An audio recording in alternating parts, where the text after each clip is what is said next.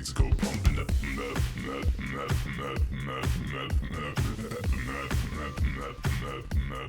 Things go pumping up.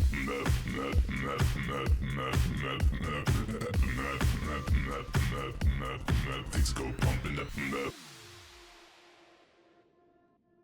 Good evening, esteemed ghouls and gals. It's an absolute thrill to see you here.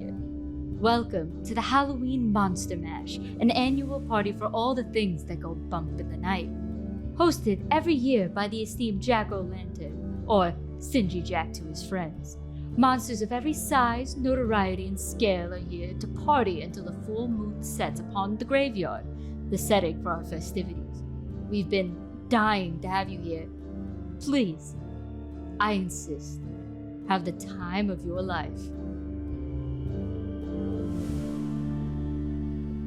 We open on the most picturesque for Halloween graveyard. It's one with tombstones that have not been touched since they were originally put in what seems like the 1800s. Ye old sayings, odd decorations. One has a stone angel on top with a skeleton face. Another has a black cat perched on top, also made of stone. But that's not where any of you are looking to.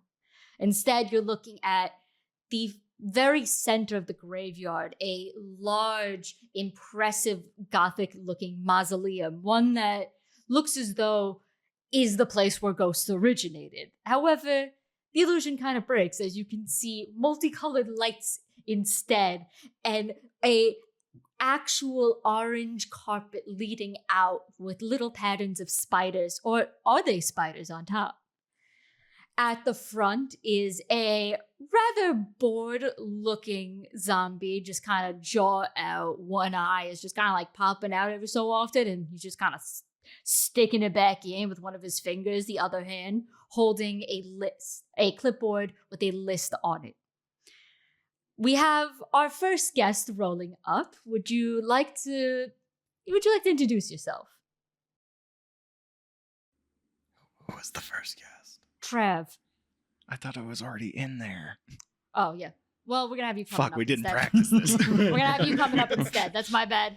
I have a question Yeah. about this setting. How do you know that the statue is of a black cat if it's a statue? It just looked... Because Is Halloween. it just a cat? It's just Because Halloween. Okay. It's painted. There's a zombie out in the front, and the black cat is the thing that you're like, whoa, whoa, whoa, whoa. Well, I mean, Immersion how can you broken. differentiate it if it's just made out of stone? Okay, is it, like, we'll out say of it's a cat. special stone? We'll say it's a cat. Find the cat person. Thanks. It's like an obsidian stone. An obsidian stone. Yeah, There that we was go. really what I was All There you right. go. Trav, we're going to just have you show up. So, Editor, coming keep in. this in. So, we have our first guest. Assassin, baby, what's going? What's crack a fucking lagging, my dude? All right. So here's what's going on. I got the van pulled up. I got the ones and twos, the cranking. You know the cranking side. You get me. All right. So I got that in the bag. Where do you want me to pull up? Where do you want me to go get set up and everything? I'm digging the whole mausoleum. Very spooky, very ooky vibes going on. As you are talking, the zombie just blinks one eye at a time. He's just kind of looking with his jaw slacked, and he just kind of he doesn't breathe yet. You clearly notice a sigh, just, and he just crosses off a name on the list and takes one withered hand to point inside the open door, just to the back. As you pass through, would you like to describe what your character looks like? Yo, what up? It's your boy, DJ Crankenstein. On the ones and twos, cranking those Victrolas all night long for the Monster Mash. Ready for some sick beats, some even sicker crowds, and even more terrifying drops. Excited, very pumped, very legit, very sick. Did I say sick enough times in one sentence? I don't know. I haven't figured out the rebrand yet, but it's okay. Gonna be rocking, my usual tee, my usual, cut off sleeves. It's a little bit formal, a little bit cash, a little bit more formal cash, a little business cash, because I'm all about that business, baby. Other than that, I'm just kind of like free rocking, I'm a free spirit. You got the ones and twos plugging right into my neck. I'm feeling good. I'm feeling hot, feeling ready, feeling electrified. Dope. I don't know why I said that like I'm on the fucking Jersey Shore introducing myself. I just asked you to introduce your character. You decided to go in character. I just wanted your name. I just wanted your name, sir. Hello, my name is Frank, Frankenstein, and I'm going to be the DJ for tonight. Really excited. This is a big rebrand for me, so trying to make sure that I'm putting on my best image, trying to turn around this whole, fire village thing that people got going on. Really want to turn a new leaf. This is a good opportunity for me. He pulls out a fucking Chopin record and puts it on the thing, and we all start waltzing. I was about to say, I like that the facade dropped for a bit as he's trying to get in. Just like that's his actual speaking voice. The others was just him trying to rebrand. 100%. So as you walk in, he's gestured to where you set up the back of this mausoleum. Inside, the stone still covered in cobwebs.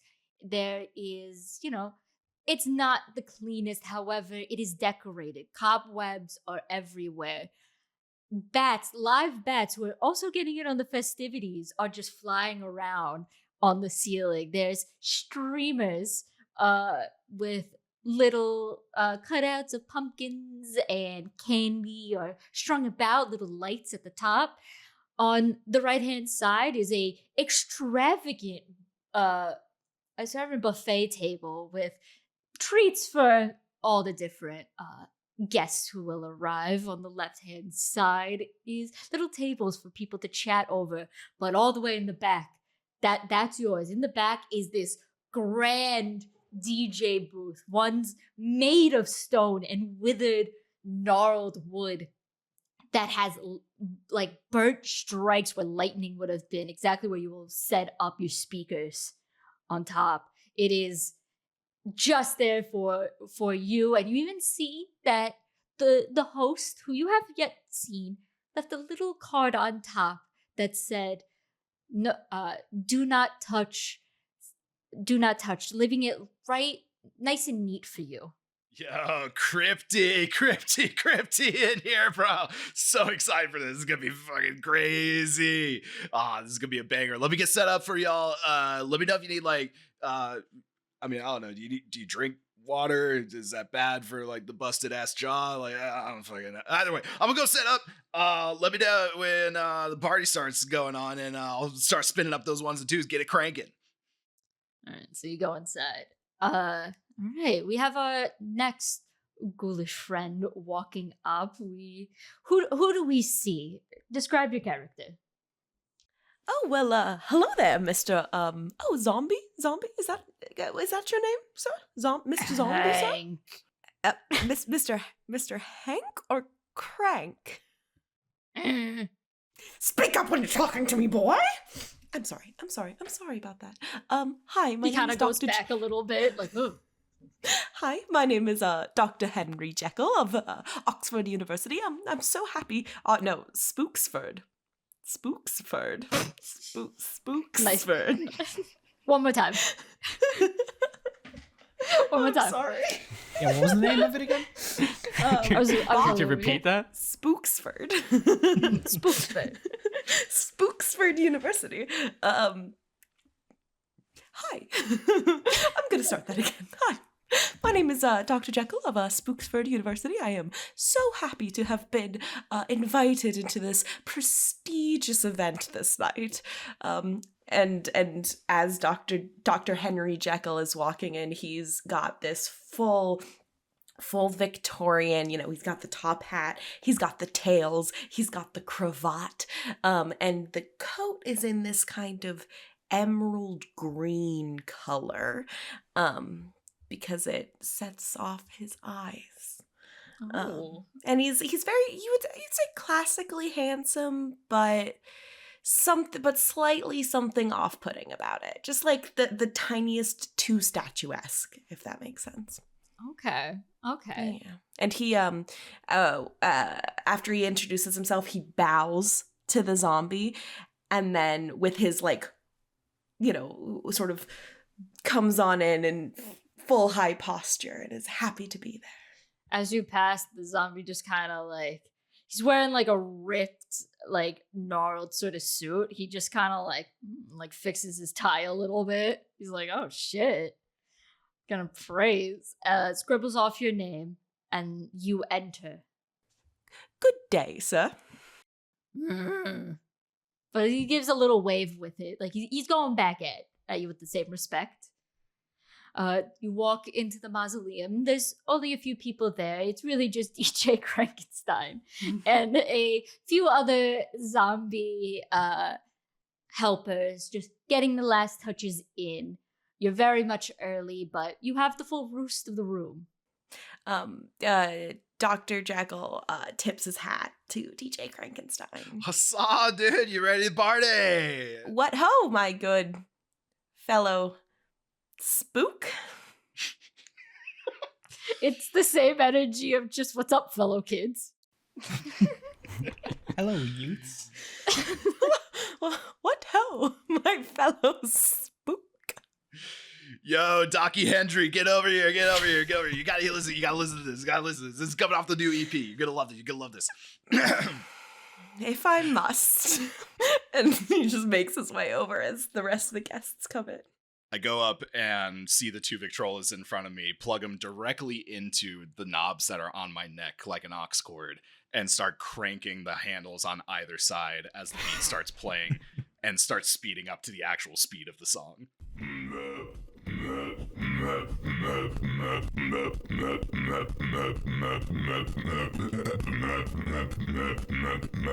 Things go bumping up.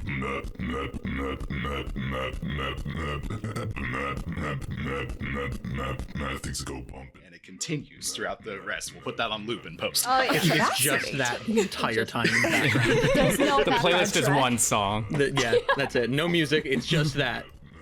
No one said that he was a good DJ. We just said that he is a DJ.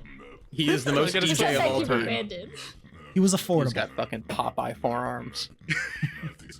It's literally like, this is my only club move. It's just this the entire night. Just crank, just rowing the move. boat the entire time. Fascinating. Well, as you do, we have our next guest arriving. Drew, would you like to introduce your character?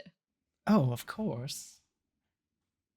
So she's just gonna walk up to the zombie and just be like, Frankenstein, that's Mrs. Frankenstein.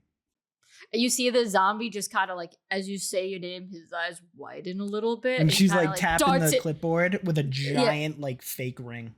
Yeah, and that one eye that was popping out just darts back into the mausoleum. It just looks over there to look at Frankenstein and looks back. It's just scribbles out the name, gives you a little bow. Can you describe what she looks like? Oh, she is, good height. She's got her tall Marge Simpson black hair with the white streaks. She's wearing a fancy as fuck red cocktail dress, way overdressed for the party. And she's got her little bandages made of satin going up her arm. And as she walks in, she just goes, Monsieur, drink please. The zombies in there are just looking at each other and they just start pointing huh? Trying to figure out who you're referring to. Yes, you. Doesn't help them. There's they all pointed at themselves. And then she catches Frankie standing in the back, cranking those DJ turntables. Frankie! Oh, Frankie! I just keep turning the wheels I can't hear her Gets whatsoever. so into it when he works. Do you note? You know what? I'm gonna make you roll, Trap, to see if you notice. You're gonna roll act under pressure to see if you notice. Is that Calling him. 1d6 or 2d6? That's gonna be 2. Got a 5 And I got a 6. Because you have no on cool. I have You no cool. you try your best to ignore her, but that the scientists that created you both spent extra time on like amplifying the voices. It's cutting through the music. You cannot ignore this. I accidentally record scratch at the mention of my name, just and try to bring it back together. It's just like, Always gets so hi, flustered when he sees me. hi, Mary. I'll let you to it. And she'll go and find a drink because the help isn't getting it. Please get the fuck away from me. Oh my god. All right. So you're just gonna go get yourself a drink at the snack table. Yeah, and she's gonna And I just stand keep cranking. like near a fan, so like she's looking extra good for him. Oh, she's posing. She knows. What Oh, she's doing. 100%. She knows it. I love it. I love it. You go to the buffet table where there's a beautiful crystal bowl of, we'll say punch. However, there's a theme. They're trying to be accommodating, so they give you a beautiful. It almost looks like a chalice that's also made of glass. A zombie who is wearing like a little tux and apron, just kind of like without even like blinking, just kind of like on autopilot as if he's like rubber hose. Like he just like gets a little like ladle spoonful, puts it in the chalice for you and gives it. Oh, this reminds me of our wedding china. I love you so much. All right, so you're just gonna sit there and like watch him. Yeah, like eyes of a hawk right on him. All right. We have our next ghoul joining. While this situation goes down, the air is very much tense, but we have our next ghoul coming up. Would you like to introduce your character? Madam Mariposa Dramatica Mothra. The zombie outside he still looks a little like, oh shit, by Mary Shelley coming in, but the moment you say your name, the shitty gnarled pencil that he's using just kind of like bends in his grip, and his head is low, and he like looks up to like stare at you wide-eyed. Just, huh? Would you like to describe this fair lady to us? Yes, she is oh so elegantly dressed in a 1920s beaded dress, and with her little insect feet heels poking out through the bottom, and what looks like are clawed gloves are actually just her arms, just all black. But what looks like a white boa is actually her moth like neck front that drapes into the back into her wings, which are just draped around her like a cape. And she has her little boa antennas pointed back, and she has one of those little like funeral like black net things poking off, clipped to her head. So the zombie looks down at the list and then back to you, and you just see him like raise like one finger up, just and he like scurries inside real quick. Take your time. He scurries inside like real quick, for a zombie, pretty fast shuffle, and he comes out. But on his side is the host of the evening. He's made an appearance because of this. A ungodly tall, let's say like 7 feet. Like he has the duck coming out of this very tall mausoleum, dressed in like. He's dressed kind of casually, but still very nice. He's wearing like a button orange shirt and a tweed jacket matching the tweed pants. But his head is just straight up a fucking pumpkin.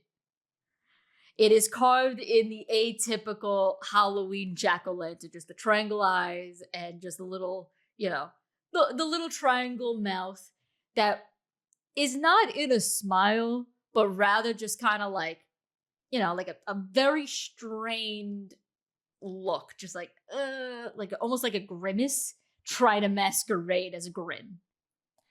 And you see him come up, and his fingers long and looks like they're made out of like pumpkin stems. He extends one out, just like, my dear, I didn't expect to see you here this year. It's been too long. It has, hasn't it? I put my hand in his. Just a little like moth hand is Yeah. just dwarfed in his ginormous plant hand. It's quite hard to say if it's like straw or stem at this point. It's all kinds of things. He takes it, and he puts his hand on top. He's like, my dear, forgive me. I hope you don't think it too rude that I didn't send my usual invitation to you, meaning to say, an invitation in general. I understand. It's been a very hard time. I understand why you would think I wouldn't want to come, but tonight I party in honor of my late husband, Mercutio. How I miss him so. My dear, I am so terribly sorry about Mercutio. He was a very good friend. All the 5 times that we spent at the Halloween parties in passing, one time at a buffet table. However, that's not what I'm referring to in my odd behavior. I apologize. I didn't expect for you to show up, both for your mourning, but also the rumors that have been circulating around our mutual friends. Those blasphemous rumors. Rumors very nasty. I know you, my dear. They would never be true. However, there are others who don't know you too well. I didn't want to make you uncomfortable. I appreciate that. He's kind of like looking at the zombie, like the triangle eyes.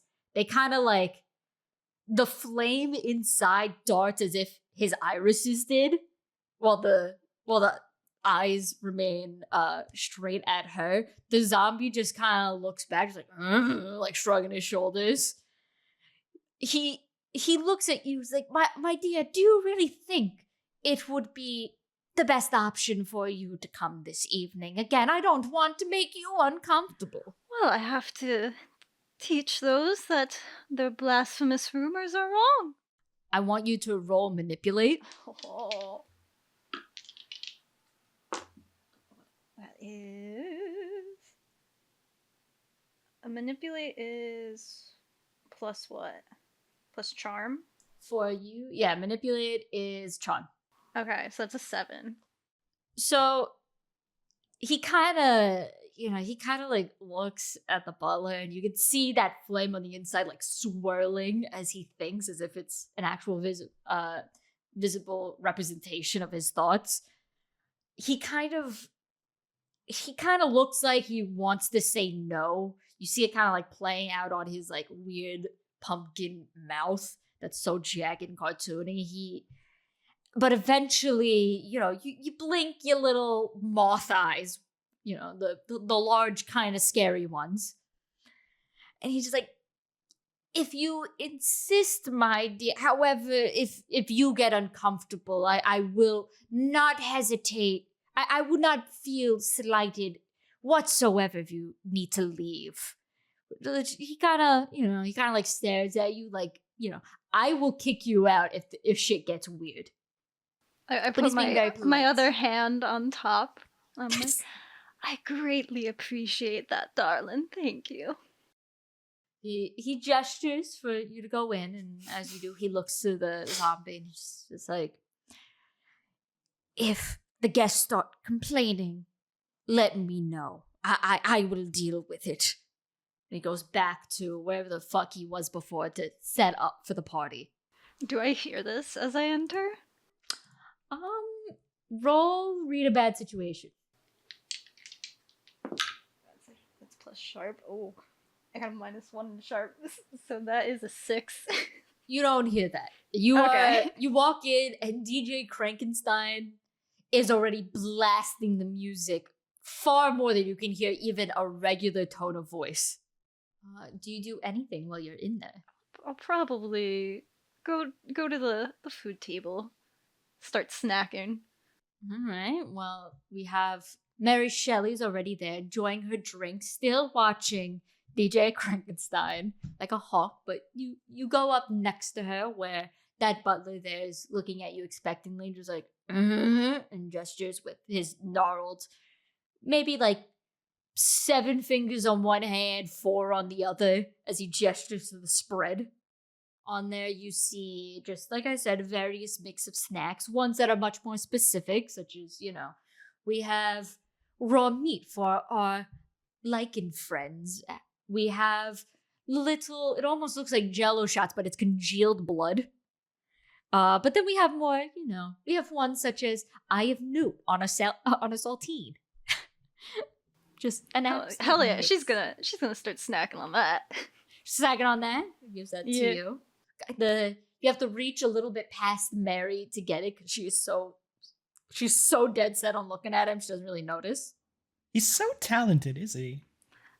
It's quite a mix. You should have heard him on our wedding night. Oh, I bet that was amazing. I can hear it every night when I go to bed. It's just everything. And I'll hold out like the wedding hand, like Mrs. Frankenstein. Oh, how nice to meet you. I am Madame Mariposa Dramatica Mothra. Charmed. I will say the full name does send a little bit of a electrical current through your bolts as you've heard the name before. You've heard it within whispers in, your gal group while you chit-chat and the girls who helped you during your separation. We're not separated. Noted. I want you to roll investigate a mystery. All right. See if you recognize. That's an 8. So the name is definitely familiar to you. You've heard it before, but you don't remember why. You remember it being brought up in gossip and have heard from women that your girlfriends who have known Madame Mariposa before. So it's definitely something that you're like, oh shit, something's going on. She after my man? I don't know. Bitch. Yo, where are all my single ghosts and ghouls at tonight? While this goes on, we will turn to our next guest coming up. Calder, would you like to describe your character? So really quick, can I get some surrounding information? The graveyard, does it have like a solid wall and then like a iron wrought fence above it? Yes, so it's a full iron fence around the graveyard. Okay, and there's like a solid stone wall that Yes. goes up like 3 or 4 feet. All right, cool. Yep. So sort of lightly bouncing, but also mostly feels like gliding. You see this tall cloth that draws to a point. That's just sort of moving, hidden now behind the solid part of the wall. And you see the brim of the hat first, as they round the corner into the gate. And you see the hat begins at about 3 feet and goes up to about 6 feet. And then the brim itself is about 6 feet wide, radius or diameter all the way around. There's poking out or extending below this sort of very floppy hat that's kind of collapsing under its own weight. You see this very long, weird beard. Like, it doesn't look like a normal beard, but it's where a beard should be for the most part until it gets to about mid-chest, and then the rest of it is just kind of absurd. There's some robes that you can kind of just barely see. Most of your perspectives are now looking down at this, so most of you probably can't see anything below the hat. But this hat sort of floats forward and gets up to the zombie. Zombie, a little. If zombies could sweat, he's a little misty based on, the two guests that already came in. So he turns to you and almost like looks relieved that he doesn't recognize you right away. Just gestures to the clipboard as if to say name. You don't recognize me. That's incredibly rude of you. If I must. Bogart. And this sort of weirdly awkward bow kind of stumbles a little bit, but the hat tips forward, kind of hits the zombie in the head, folds over, and then comes back up. The zombie just kind of like stares at you, and then he like looks down the list and just finds your name very quickly and crosses it off. He So you gestures, can read. kind of like stops as he's turning. He's like, Friendly jest. Don't worry about it. he's eyeing you with the one not popped out eye. The other one is I is cannot see turned him. inside. I cannot see him. The hat is blocking all sight. He gestures with a gnarled hand inside, which the group is starting to gather. I can't see his hand. He lowers So down and Okay. and kind of gestures also with a foot inside. I sort of grab what bits of the hat I can reach and pull them in and walk in so that I don't, hit against anything. Mhm. Inside, And I just start he's- like dancing in the corner. you just But it's immediately just go to hey, the corner to all you dance. all you see is just the hat kind of bouncing up and down. It stumbles every once in a while, but it does sort of just kind of bounce up and down. Are like, you interacting? Fucking with rager. anybody? Are you just going into and just dancing? I'm just dancing in the middle, just like going for it. Hell yeah. Just full on vibes to DJ Frankenstein's mixed. And it's the same song that's been going this whole time. Yeah, the song has not changed. Things go bumping up. You can't see it, but he's twerking. Just see the Fully hat thrown bobbing. ass. Things go bumping up. Yeah, all that anyone sees is just a hat bobbing, but Just he's the twerking. back of the hat's flapping. Yeah, you're Yeah. the only one dancing at the moment.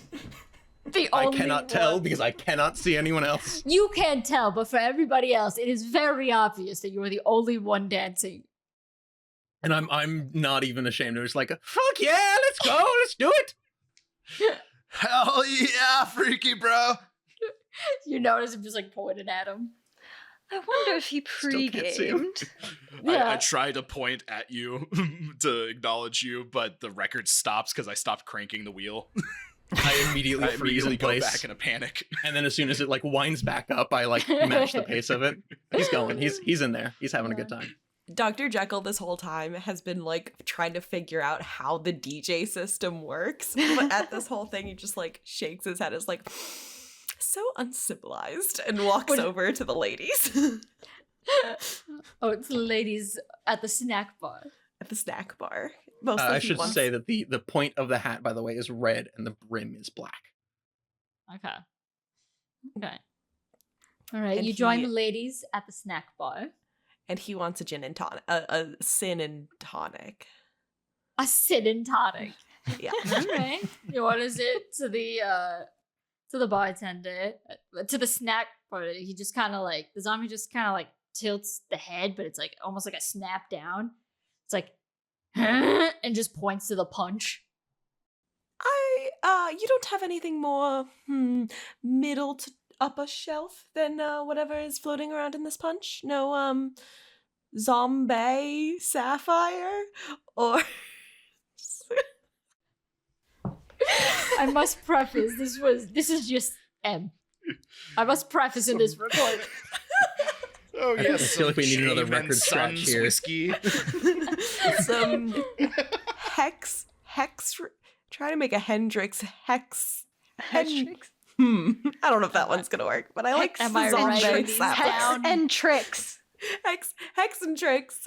Jim. No, but zombie sapphire is the it is the best sin that you can get in this price range, and I would expect our esteemed host to have it. Don't tell me that you don't have zombie sapphire. I'm sorry.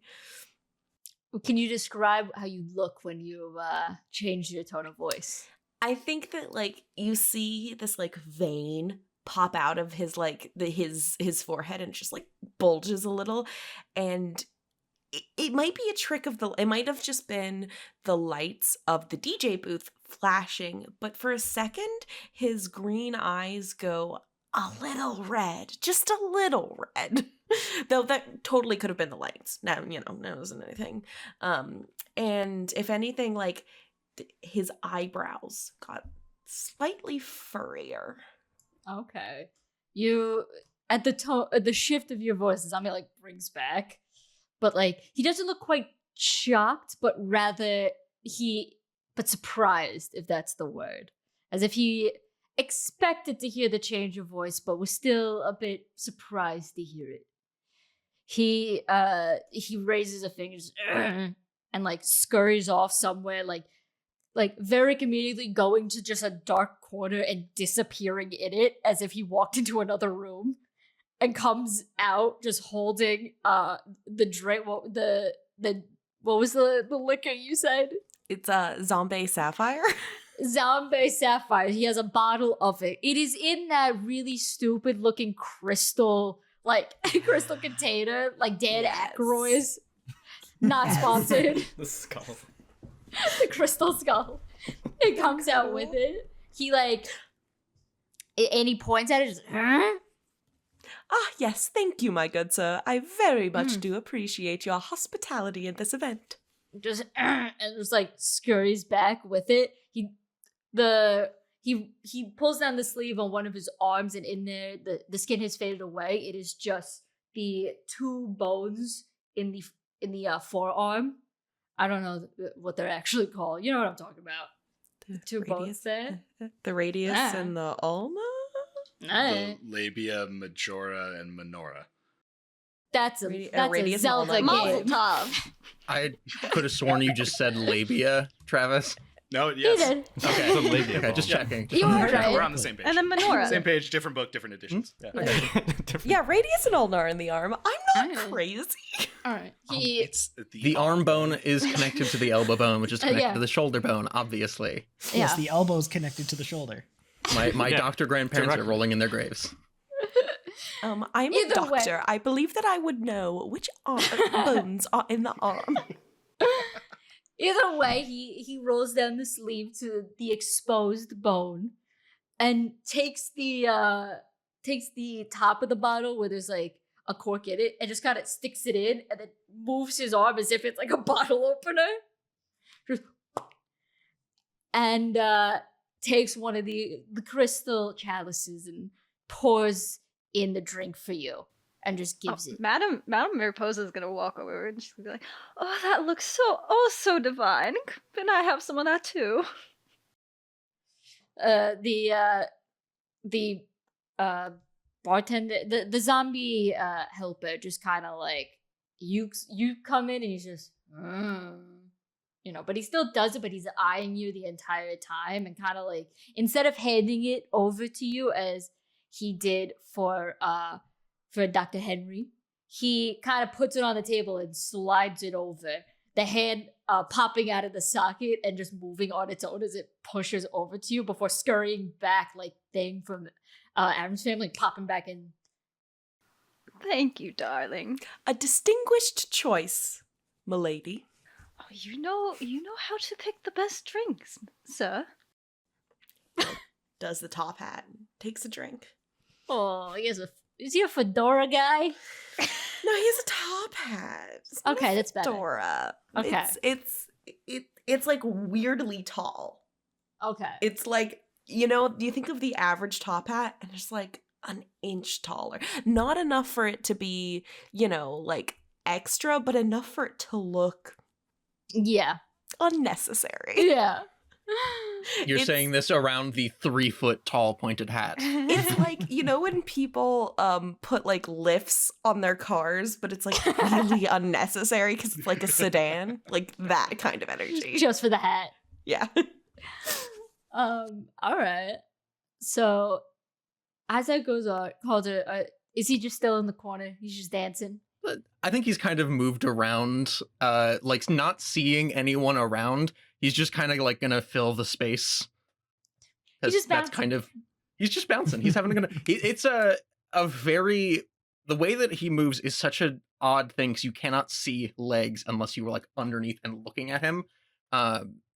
So it's this like, he has a very noticeable pivot point in the middle where it's just like kind of walking around like this and like moving and then just bouncing, and he's just having a good time. If you look underneath, he's like kind of shorter arms but like throwing hands, like going nuts. He's moshing. Hell yeah. The one-man mosh. Solo mosh. One man mosh. I've been there. We have our next guest arriving as this all goes down. Fern, would you like to describe your character as they roll up? Yes, Dr. Griffin, aka the Invisible Man, will walk up to the zombie, standing tall, wearing a very expensive black suit, black tie, bandages around where his head would be, coated in gold, and wearing black sunglasses. No, look at And that Dr. back Griffin will approach the zombie and say, "It's Dr. Griffin, PhD holder from Harvard University.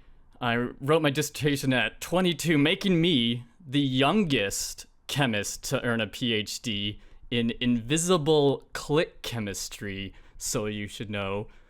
And I'm here to enjoy this party. If you could let me in, fine, sir." The zombie kind of has the same look many of us have in here. Just he kind of like stares at you like, You know, I was just like, okay. I didn't think you would understand, but I'm kind of a big deal in the chemistry world. Fuck you, Drew. Is that what he said? No, he didn't say click chemistry. 100% I also what I heard. thought he Thank you, said Colin. click chemistry. 1000% it was clit chemistry. Click. Hey, the pH balance of canon. that shit is like really important, you know? You need to strike a good He balance, is the otherwise you're one gonna that get can yeast find the infections clit. and like, Yeah. I'm gonna Our start chosen calling a ones to gynecologist a click chemist. It's invisible to everyone else. Invisible click chemistry. That's why no one can find it, because he turned it invisible. You can't find it. Oh my god. I need the audio listeners on this to understand that the moment that those words were spoken, there were like a myriad of messages across the board from all of us saying, "Did he just say clit chemistry?" Including most men can't find it, so call it scientifically accurate. Thank you, Colin. All right, so we have the Invisible Man.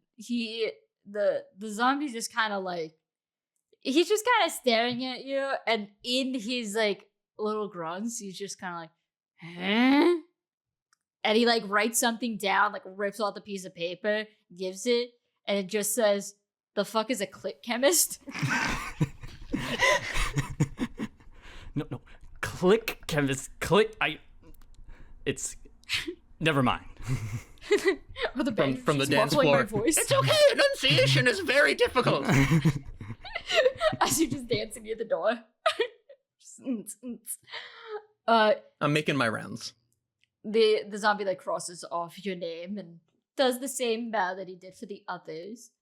Inside, in there, you see, much as I just described before, we have one person dancing, 3 people at a snack table, and then DJ Frankenstein. Yeah. Dr. Griffin's gonna see Dr. Jekyll and approach Dr. Jekyll and be like, "Oh, it's good to see a man of science is also at this party. Nice to see you, Dr. Jekyll." Look what the Ivy League peasants dragged into this here fine establishment. Oh, don't bring that. You're just jealous I went to a legitimate institution, not something like Spook. Where did you go again? I went to Spooksford, the spooky underschool of Oxford University. Have you heard of Oxford? I don't know if you American peasants have heard of any such distinguished academic quality. Oh, God, I wish I had come a on. fan. Just just a fan myself. Mary has taken her eyes off Frankenstein. Ooh. Oh. Oxford, they haven't produced any meaningful research in years. You By the haven't produced any meaningful research in years. Hey, I made the click disappear. And all women of the world thank you for it. Well, it's such a good thing my Frankie can find it. I feel like Dr. Jekyll winks at her. Yes. Dr. Jekyll like winks at her when she says this. I'm sorry, I'm married. I want to say, Frankenstein, you for sure hear that. Where's all my single ladies at tonight? Am I right? I agree. I cannot see any of them. Hell yeah. Such a Mary. showman, Frankie. My God. Yeah, continue on. Mr. Griffin will say, I see you're drinking, Dr. Heckle. You think that's a wise idea, given what happened last time? Your little experiments seem to get the best of you. It's Jekyll. Thank you very much. Flames at the side of my face. Mary Posa is gonna like put her glass down on the table. She's gonna like put her hands on both of them and say, "Now, gentlemen, I can sense this tenseness between you two, but this is a party after all, and we should just enjoy and have fun." And as she says it, she's gonna soothe them. You're gonna use your move? I'm gonna use Soothe? my Yeah. move to soothe. Alright, roll. This will be using charm. Charm. Okay, thank you. It is the chaos dice. I love them. They're a little hard to read. That is an 11. Ooh. The sound of your voice is just it's like honey. The little twitch of a vein in Jekyll's forehead just kind of calms down. And while you can't see it, your hand on his chest, you can feel the invisible band just like and just kind of softens. She's with those antennas in the back, it almost like flutters lightly into just it sounds almost just like gentle feathers like flapping. It's a very soothing sound. Well, if the doctor here can be reasonable about the fact that I was nominated for the Spooky Physics Award while he was not, then I'm sure we can have a perfectly civil time. Yes, I agree. Just so long as Dr.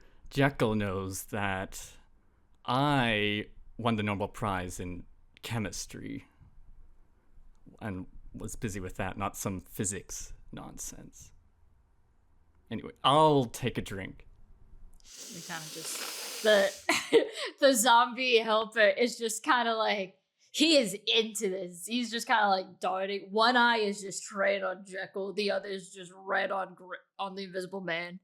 Just kind of like both eyes there. Just gives you the drink and like goes back. Hands like folded on the table as he's just watching. Well, while that situation cools down, we have the last of our ensemble rolling up. Stick, would you like to describe your character as they walk up? Well, the way my character approaches everything, this character has a very loud, you just hear,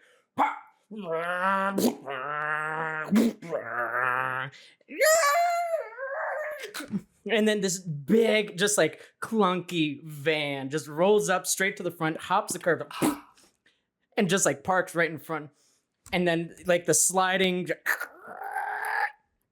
the side door opens up and out steps this 5 to 7 foot green furry monster. That's a range. Yeah, 5 to 7 feet? Yeah. 5 hunched, 7 tall. 5 to 7 feet tall.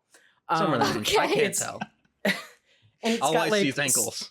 It's got snuffleupagus type feet. You don't know, like, does this thing even have knees?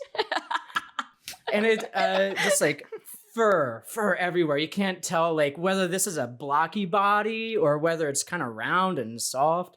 And And this creature's also like wearing only green fur and overalls. I'm just picturing the Philly fanatic, honestly. It was Yeah. Drew just put in a Gritty. gif in our chat It's of gritty. gritty, and honestly, 10 out of 10. I'm picturing green gritty. Yeah, Yeah, green, green gritty. green gritty. It's like Green they took the fanatic and gritty and just love Had a, child. Green had a gritty. He's horrifying the green child. monster. And so this creature walks up to the zombie and says, "Oh yes, my name is Boogie. Is this where I sign in?" And Boogie grabs the clipboard. I'll write right here, and just reaches down into the single pocket in Boogie's overalls and pulls out a big red Sharpie and just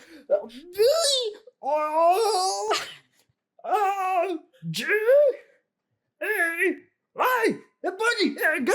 And he just walks past the zombie. Or sorry, Boogie just walks past the zombie. As you give it back to the zombie, you don't know your own strength, so it just goes into his fucking chest. But he doesn't react. He just kind of like looks down, looks back up, just in shock.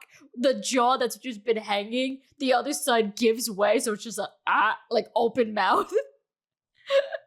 And you just barge in. The rest of you immediately notice as, even though it's pretty thick, like stone in this mausoleum, the lights and the streamers are shifting. Bogart, you're being tossed around like you're on a trampoline. First name is Bogart. Bogart. Last name is Bogart. Oh. It's not confusing at all. Get it right. I can kill your character at any time. Do it, coward. Suddenly, a meteor hits. Joke's on you. The hat is invincible.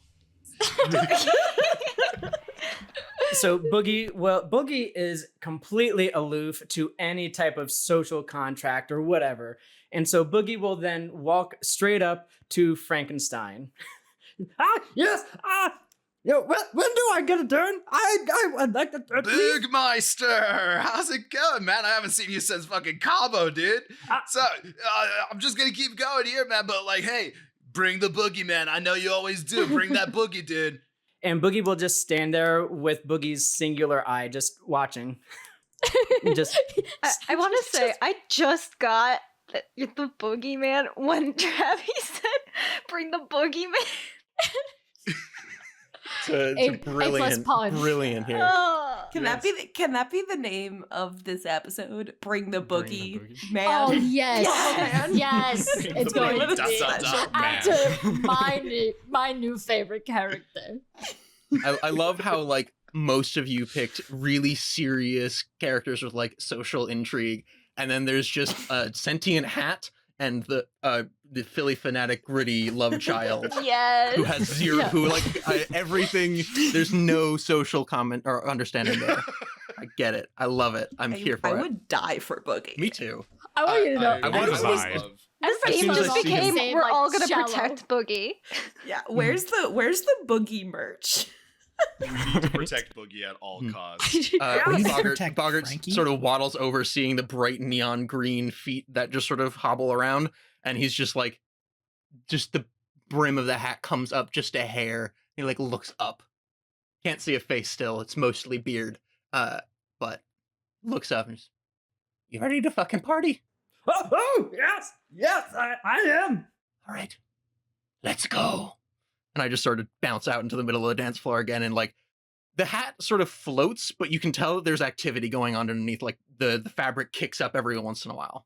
And Boogie will not move from Boogie's singular position, but will turn and just watch and only watch with Boogie's singular eye, Bogart.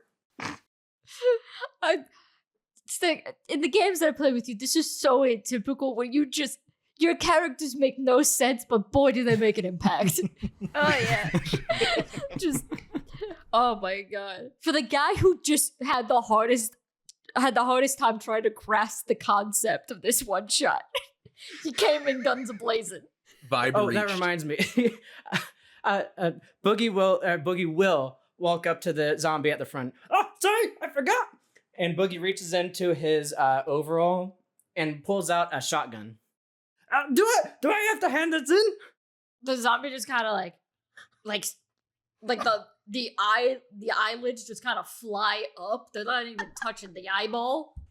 They're kind of just like, what? Frankenstein from the very back notices this happening. He's just like, Boogsmeister, when I said to bring shots, this is not what I meant, bro. The zombie is just kind of gonna take it, but he's like grabbing it with one hand and just like not sure what to do with it. Just like holding it in his hand, like looking around. All right, I'll remove that from my inventory. And to enter this party, Boogie puts his fist to his mouth as if Boogie has a microphone. Says, yes, that I am entering the party. All right, I love you. Bye. And Boogie walks in and just watches Boggart. Back to just staring. And he's just staring. He's not doing anything else. Nope, just kind of Hey man, it's a vibe. just standing there, just Love it. And No then notes. No notes. I'm gonna DM Flower to draw Boogie right the fuck Yes. now. Oh, hell yeah. To be clear, Boogie art. Immediately. Boogie's pronoun is Boogie. Boogie. Boogie is naturally. Boogie. Flower's gonna Yes. draw Boogie, right? Yeah. The Boogie. Boogie is Boogie. Is it Boogie Boogie, slash Boogie, Boogie, or is it Boogie. Boog slash E? I've written it 3 different ways, so Yes. I'm not sure Perfect. Boogie knows how to spell at this point. I'm still deciding. It's Oh wait, no. Boogie. Boogie does know how to spell. His own name. But just Boogie. That's No it. name. Just Just Boogie. He spells everything Boogie. Everything That's is it. spelled Boogie. Boogie's like Coco from Foster's Home, just says Boogie at all Yeah. times. Yeah. Pokemon. He's a Pokemon. Or he's more like Cheese from Foster's. Yeah. All right. Well, now that our esteemed guests have arrived, as you all kind of float around the party, some of you dancing, some of you staring, some of you chit-chatting, the rest of the guests show up. You see a coven of witches walk in. You see what looks to be a very tired wolfman and his pups running in, them running immediately to the snack table and just absolutely fucking devouring one section of it. You also see some well-known monsters walking in. You see why it is Count Dracula himself walking in, hair slicked back a la Bela Lugosi. Just floating in, he's doing the weird hands up creeper thing the entire time. You see a few of the zombies roll their eyes. It's like, oh shit, this thing again. As he just walks in. You see a mummy walk in. All the classic Halloween monsters. Soon the mausoleum is full. Frankenstein's volume ramps up. The more people come in. Yes, I did base the Wolfman off of the Wolfman from Hotel Transylvania. So dude who I disappeared for like an hour at one point yesterday. I was watching Hotel Transylvania to get notes. Of course. Go ahead. Research. The best Research. source. Naturally. Yeah, of course. It's just monster grown-ups. Exactly.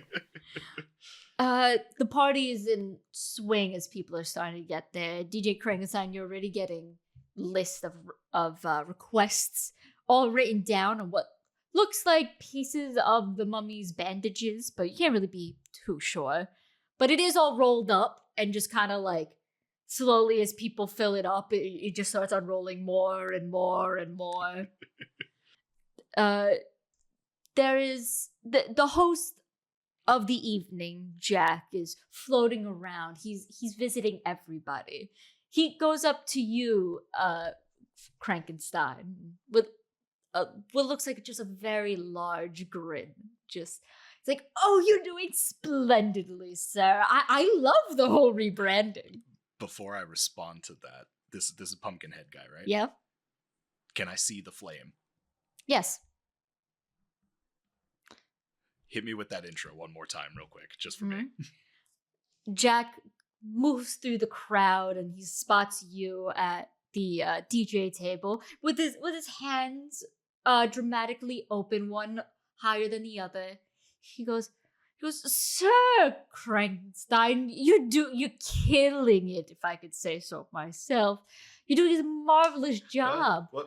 Ah! Fire! Oh, no. And he just, the flame inside like goes as low as it possibly can while still being lit. He's like, I'm sorry, friend. I'm so sorry. Boggart freezes when the music stops. Oh, shit. Mary's gonna run up with a glass of water and just throw it on Frankenstein. Just on him. Yeah. I'll save you, dear. What the fuck? That wasn't water. Listen, man, I'm sorry. The fire thing, I'm still getting over that stuff. Oh shit! I start cranking the wheels again. Sorry, farty folks. Let's get it going. Yo, great party. Jack kind of like gets a little close. He's like, I do apologize. I forgot Fire Bad. Fire Bad. That's right. That's the next single coming out. New EP. He kind of like gets what you're like hinting at, like trying to keep up the facade. He's like, one of the eyes like winks a little bit, but it's like it's not large enough that it freaks you out, but just a little bit of a flicker as if he's winking in one eye. Just a little shudder runs down my spine, and the record just weirdly wobbles for a half second. He goes, well, I apologize. I just want to let you know that you're doing a splendid job.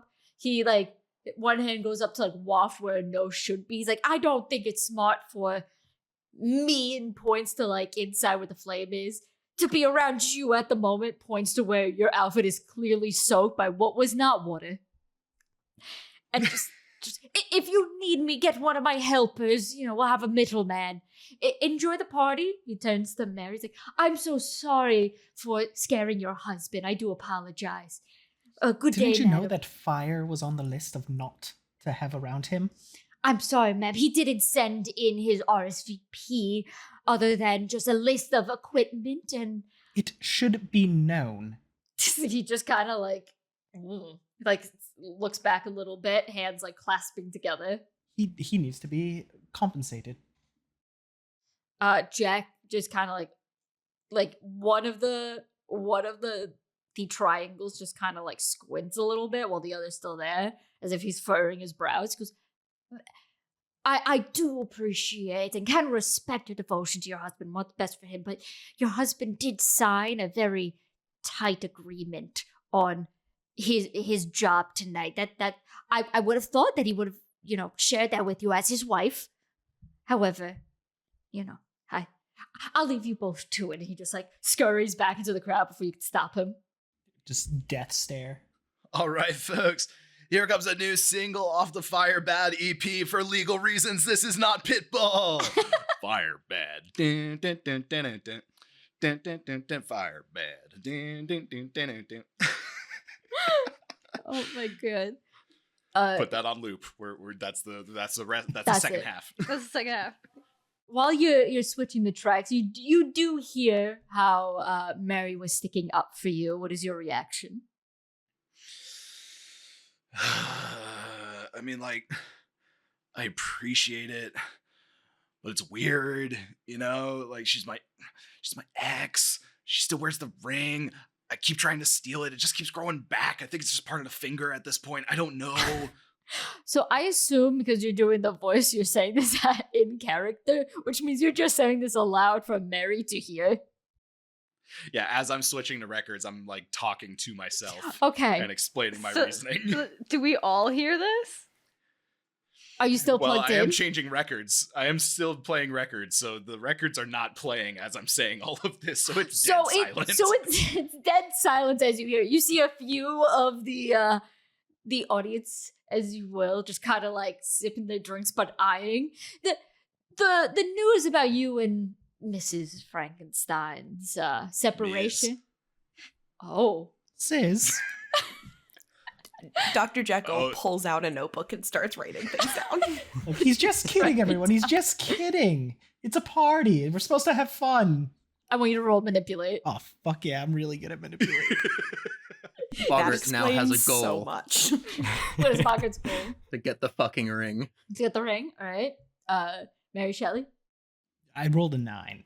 So you say this aloud, and like some like people like they're listening to you. However, they see DJ Krankenstein's like he looks exasperated. He looks like this is a conversation that has happened, and they more so just turn away from visually being looking like they're listening, but people are very much listening and don't really buy it. Kind of straighten up and tuck the chin up. And does she catch Dr. Jekyll writing in the notebook? Roll investigate mystery. 12. Yes, you do. You see, whereas everybody else is stopped, he's still at the snack table and just like just looking up and down as he writes. I'm gonna make my way to the Invisible Man. Do I see this? Yes. Rude. And I'm gonna kind of go up, start a conversation. He's like, "Oh, pleasure, Mrs. Frankenstein." Oh, nice to meet you. It's Dr. Griffin, also known as the Invisible Man, PhD, youngest PhD holder of chemistry. It's incredible. Yeah, you've probably heard. Hearing that from you, it's amazing. That's the exact opposite that Dr. Jekyll was saying. Well, don't listen to Dr. Jekyll. They. I want you to roll manipulate again because remember they have soothe. 13. Yep. You're buying it right now, the Invisible Man. Don't listen to Dr. Jekyll. Their experiment went way off. They still haven't recovered, still haven't acknowledged their own failure, which is kind of sad. They're saying that their success triumphs anything you ever came up with. Is that what they said? You can see them scribbling in the notebook. Do I hear this? I want you to roll act under pressure. Okay. That's cool. Cool. Oh, my dude is not that cool. All right. 7. You hear little snippets. You don't hear the full thing. You hear that they're talking about you, but don't know what they're saying.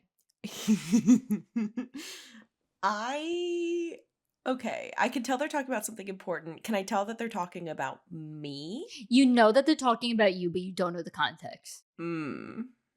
Okay. That's fine. For now. Oh, don't worry. I have plans. Oh, I have plans too.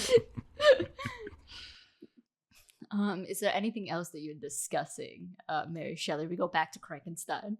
No, she's just going to keep stirring the pot before she heads over to Dr. Jekyll after. Okay. Oh, so you're going to Jekyll. Yeah.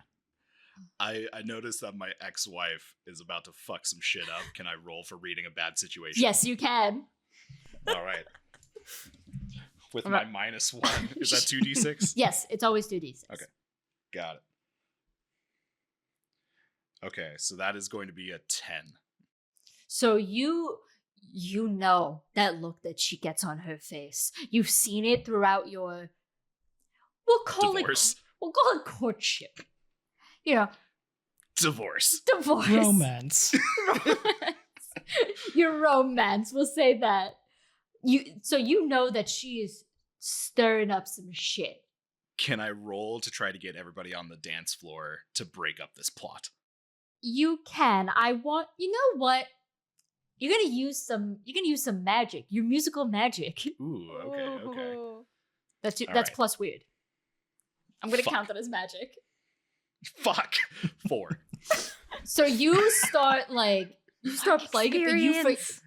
Mark experience. Everybody clap your hands. But as you do you haven't put the record on there yet. You were changing it, but got distracted, so it's just empty. Boogie will still clap Boogie's hands. Of Like course, everybody but- clap your hands. Good afternoon. No, Joe. Yeah, completely Well, off. but time. every Oh, yeah, time Boogie experience, my bad. claps Boogie's hands, it sounds almost like a duck squeaker. I can't make a duck squeaker with my hands. We'll put it in post. Yeah. All right. So Boogie's boogieing. No, Boogie is not boogieing. Boogieing is just standing there and clapping. I'm counting that as boogieing. Boggart's boogieing. Boggart's boogieing. Oh, that's gonna mess me up. Boggart's boogieing. This was but Boogie's completely not. unintentional, and it's amazing. I would like to say, the hat kind of stops when the music stops briefly. There's a little bit of a shift, and then Jen, I'm gonna DM you something just to let you know. Mhm. We can move on. Mhm. So I am unsuccessful entirely in trying to get the crowd on my side. Not entirely. You got Boogie. Yeah, You got he's Boogie. We got there. Boogie. They're clapping Yeah. something. Yeah. So you have Boogie. Boogie, but you have just whiffed it. Mary Pose is just drinking her drink. So Trev, is that the end of your move here? I failed in my You attempt failed. to defile the ex-wife's plot. All right. Drew, are you continuing? Are you going to Yes. Okay, go on. I love the drama. Gonna go up to Dr. Jekyll, kind of hold out the hand. Pleasure to meet you, Dr. Jekyll. Dr. Jekyll just stares at it. Enchanté. I've heard so much about you from your colleague over there. Ah, that explains so much. Honestly, I'm surprised he can string a sentence together. Honestly, he just kept trying to get me to see his Nobel Prize. Yeah, that sounds about accurate. Said it's He's something that you would never earn? Roll manipulate.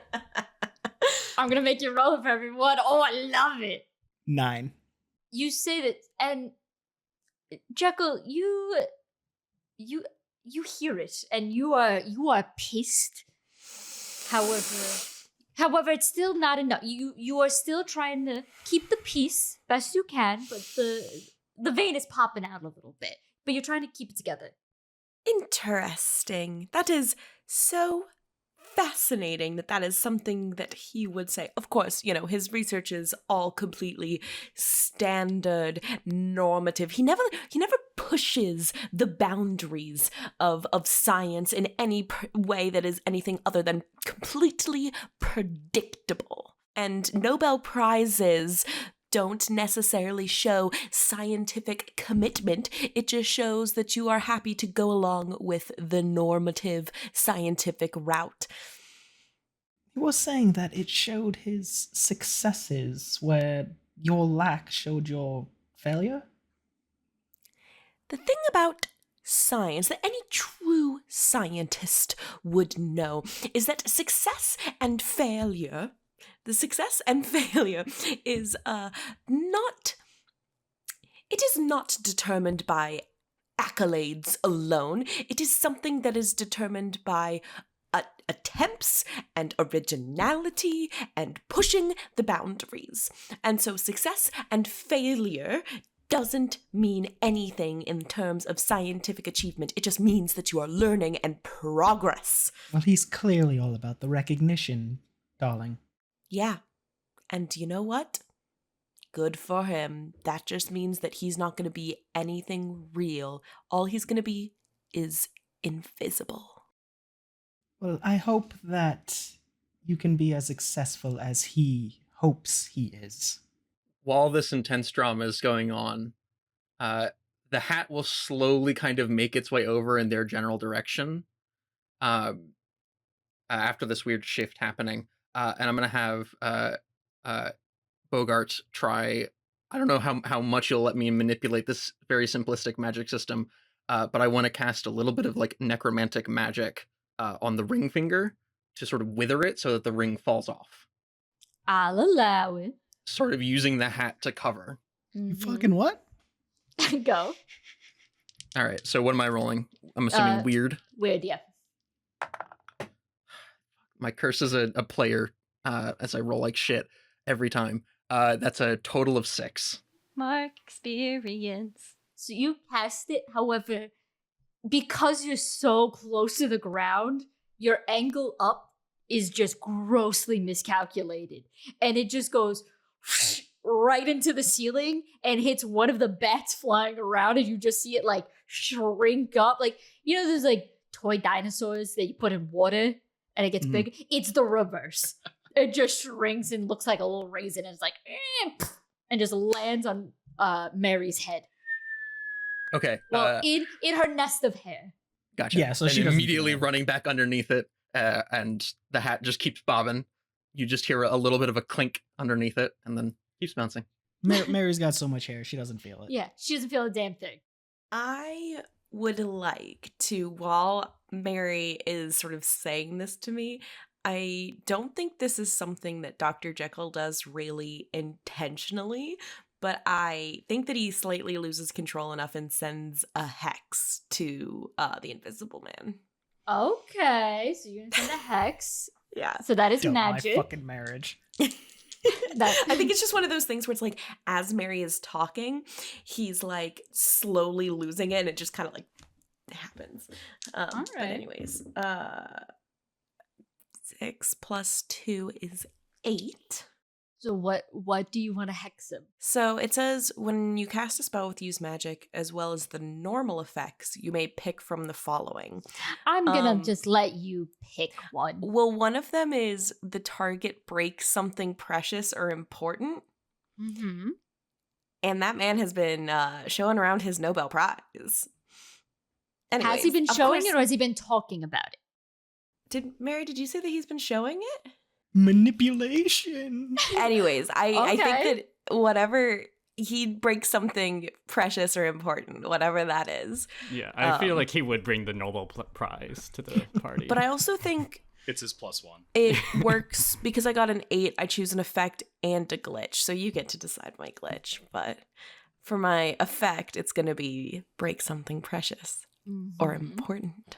So your fingers are like twitching as you're trying to keep it in. From one of your pointer fingers, just this like shot of like, it almost looks like green energy just like sparks out, and you're so focused on this Nobel Prize and what Mary has said that it exists, but he doesn't actually have it on hand. Rather, the hex that you put, it shocks you because it bounces right off of him because he doesn't have it. So you're going to take a point of damage. Yeah, okay. However, Invisible Man, I'm going to put a custom damage modifier on you. Every time you bring up said Nobel Prize, you're going to take a point of harm. oh Yes! no. Oh, I'm dying. Invisible Man is dying. You don't notice the effects on you, but I want you to be aware. And motherfucker, I'll do it. We've done these sort of modifiers before, and Flower almost died in our game. It's like that draw 25, like do the thing that you don't want to do, draw 25 meme. Yep. And we just see with like 50 cards. Yep. Worth it. Madame Mary Poser, what are you doing during all of this? She is just standing there, drinking her drink, unsure of how to intervene, because she doesn't want to upset anyone, because she's working on her reputation tonight. Yes, her reputation. As you're watching, the rest of you can notice how a few of the other monsters are kind of side-eyeing her. Again, only one of you has heard exactly that there's some rumors floating around her, but the rest of you are just as confused as people kind of walk around her. So, Mary Poser, what are you doing? Are you intervening? Are you going to one of the other members? What is it? That's an excellent question. I think she's gonna stay by Jekyll's side, because I think she was already there, like they were already like drinking together.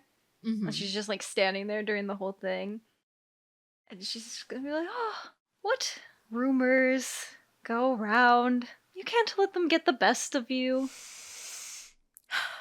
You are quite right, madam. Sometimes, a temper can be a dangerous burden to bear. And so sometimes you just need to take the deep breath and not let that Ivy League monstrous peasant get the better of get the better of me. Exactly. As you it's should. great You are to clearly the superior scientist. Thank you. I love Mary. Do I hear all of this? Because I'm kind of Sure. at their ankles right now. Okay. Sure.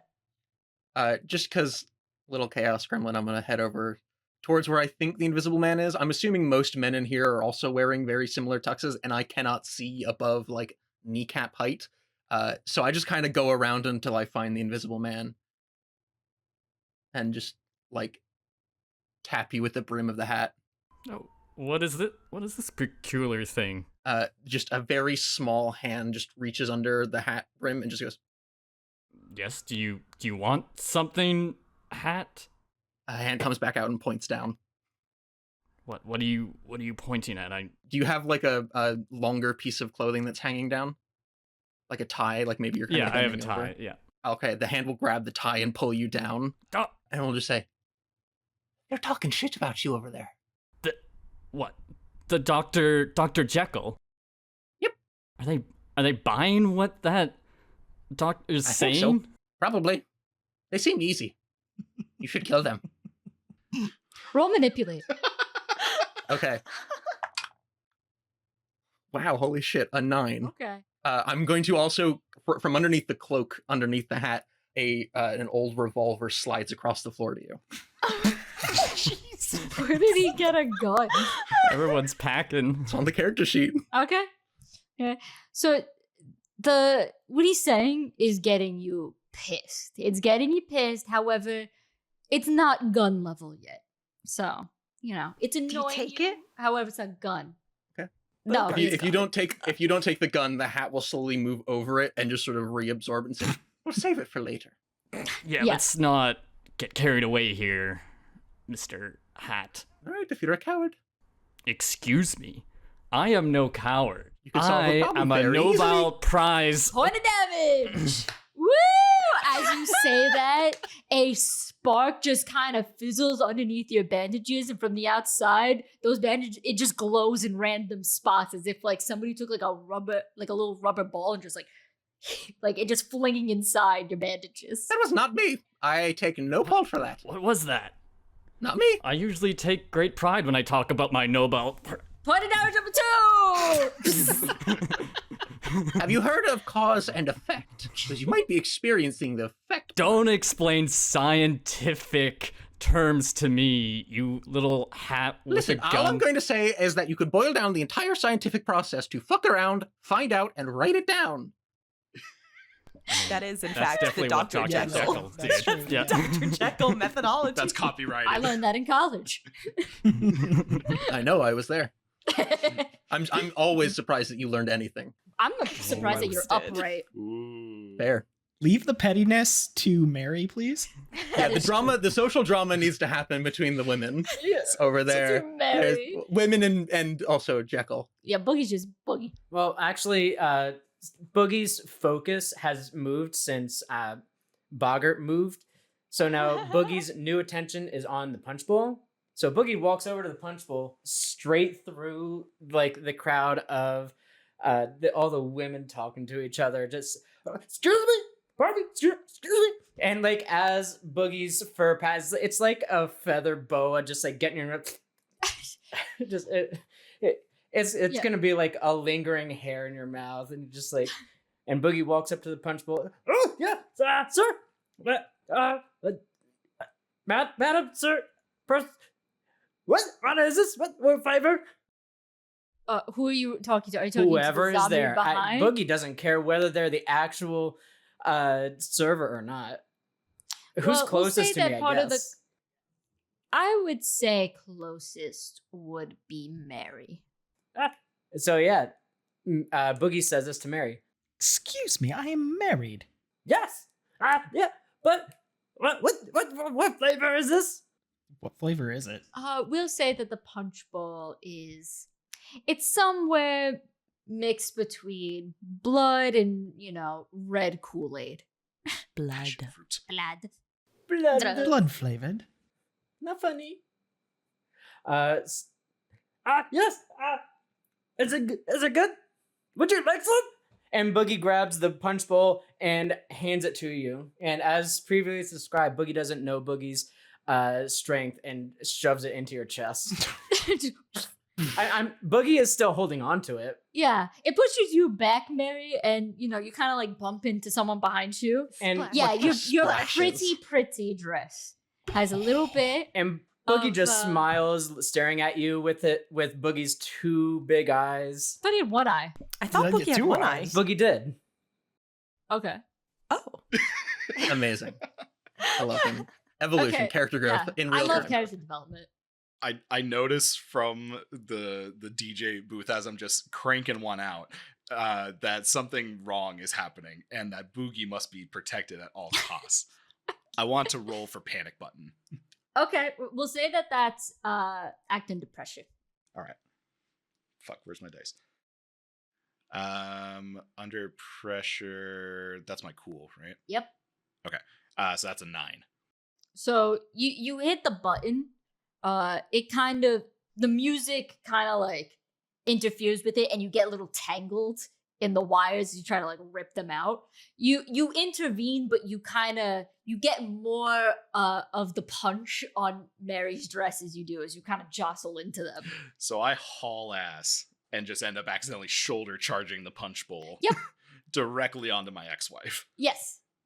But I am between Boogie and Mary. Accidentally.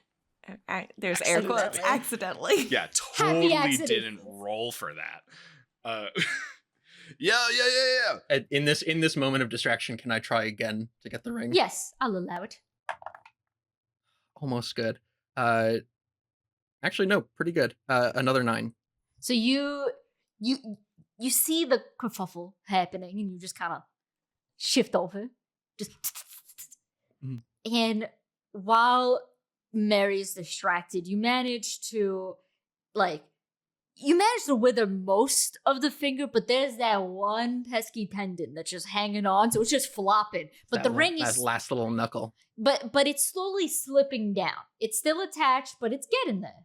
Is it like within arm's reach No, that I could like? Okay. it's not in arm's reach. So you're just kind of at the bottom, like arm stretched, like you're trying to catch a baseball. Just Still very much under the hat, but like yeah.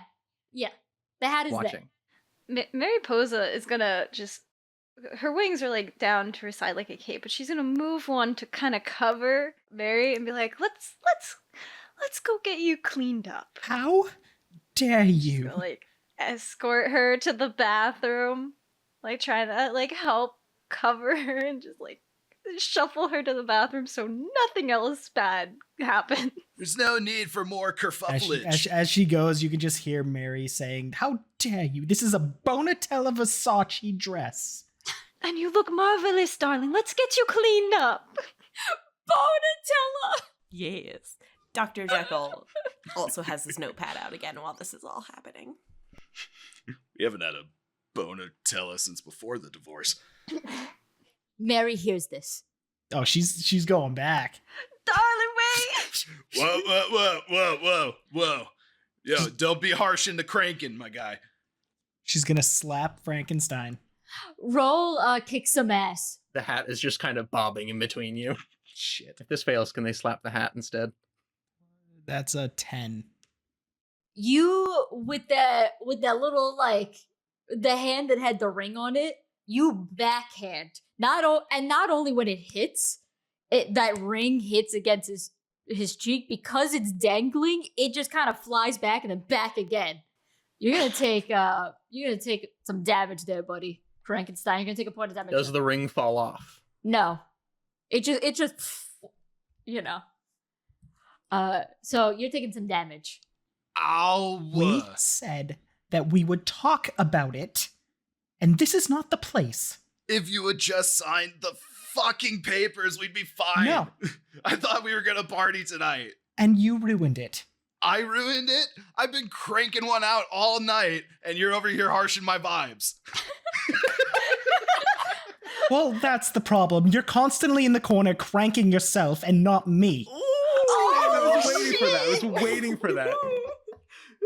The hat stops bobbing. You hear like everybody just silence. You see in the background Dracula take like one of the bats, just like catches it, and then while still watching, kind of like starts sucking the blood as if it's like a little it's a little snack. He's like Cocktail straw. yeah. Does it make like the slurping noise at the bottom Yes. of a juice box?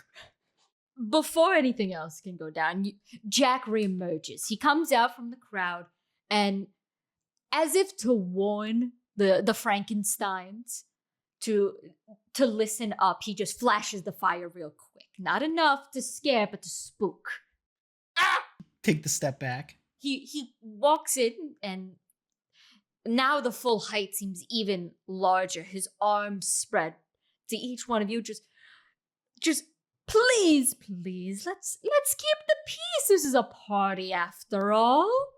We don't want any incident. And as he does, his ginormous bulbous pumpkin head just turns from each one of you, that fire just flickering up once yet again.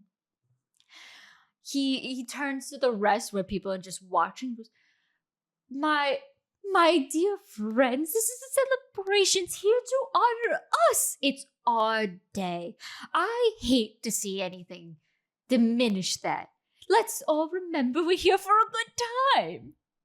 And he kind of, while every gaze is on him, he goes back to the booth, stands on the little stage that's there, and just my dear guests, it's Hallows Eve, our day. Why, it seems like only yesterday we were running around Ireland, scaring all of the little children.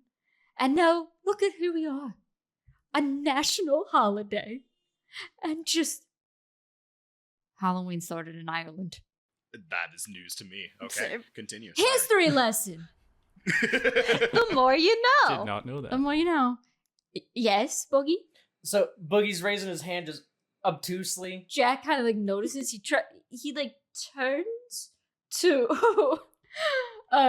continue, but Boogie's just waving. Sir, over here, sir. He breathes, the flame like kind of like flickering a bit. Yes, Boogie. Yes, we on a punch. Can we get some more? Turns to the rest of to his zombie minions. Just more punch for Boogie, and you know what? Keep the bowl, Boogie. Well, that's gonna be your cup.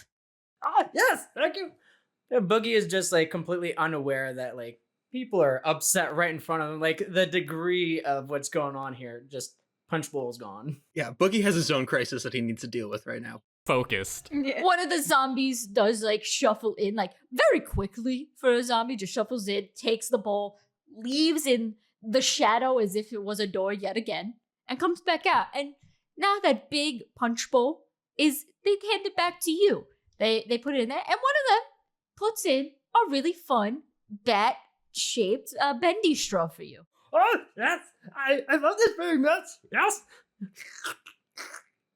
And Jack, before he just looked a little annoyed, he's like, anything for Boogie. I mean, really, anything for Boogie.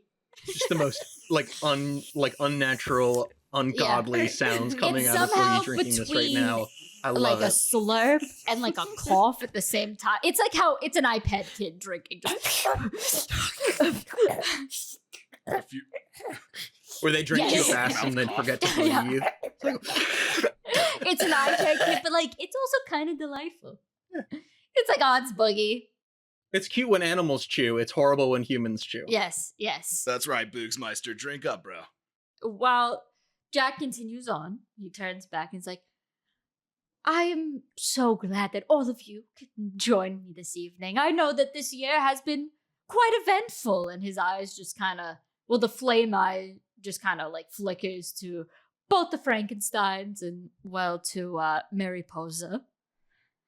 But he doesn't mention it, but, you know, the rest of this cohort, who's kind of been dealing with them, notices.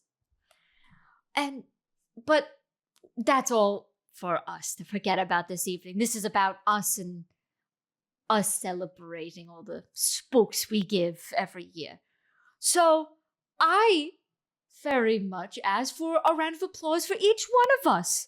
And he takes his hands, and as he claps, that first clap, all the lights turn off. I want you each to roll Act Under Pressure. Oh, fuck. Oh, no. 5. 12. 6. 6. 7. I got a 6. Mark experience. I forgot to do that. Yeah. Who are the people who got a success? I got a 7. I got a 12. 8. Jekyll and Boogie. As the power goes off, you two hear something. You hear, it almost sounds like little, like, little footsteps creeping in, but you don't know what's happening. And you feel the whoosh of the door open. You don't see anything, but you hear it. However, Frankenstein, as the lights flicker down with your dead eyes, you can see the silhouette of something rushing in, followed by that noise, and you see it just dart inside. You don't know what it is, but it's definitely the silhouette of something humanoid. Can I use a move right now? What would you like to use? I have a move called Tune In, where I can attune my mind to a monster or minion. Can I roll, basically, see if I can attune my mind to whatever is appearing in this moment? Yes. Great. Okay, so it's weird. Yep. Which was a 6 plus 2 is 8. And it says on a 7 to 9, hold 1. So I get to... You get to hold one of the questions in your pocket.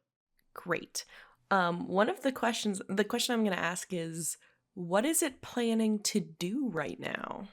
As you feel this brush happening, you manage to hear a few things. What is it that you are asking? What is it planning to do right now is one of the questions that I have. Well, not what it does, but rather what it did. As you hear what sounds just like a soccer ball being caved in, like it's smashed. You hear poof. You hear little patterings of something. You're the only one who hears this. And it sounds almost like rice falling to the ground and a mush of something. And you hear very vaguely in this ancient fucking voice, almost a cough rather than a phrase, you hear, "I got you now, Jack." And then the lights turn on. Immediately from Boggart, just, "There's been a murder!" And the hat falls to the ground. 2 arms come out the side, one with a gun in it. The specter that was there is gone.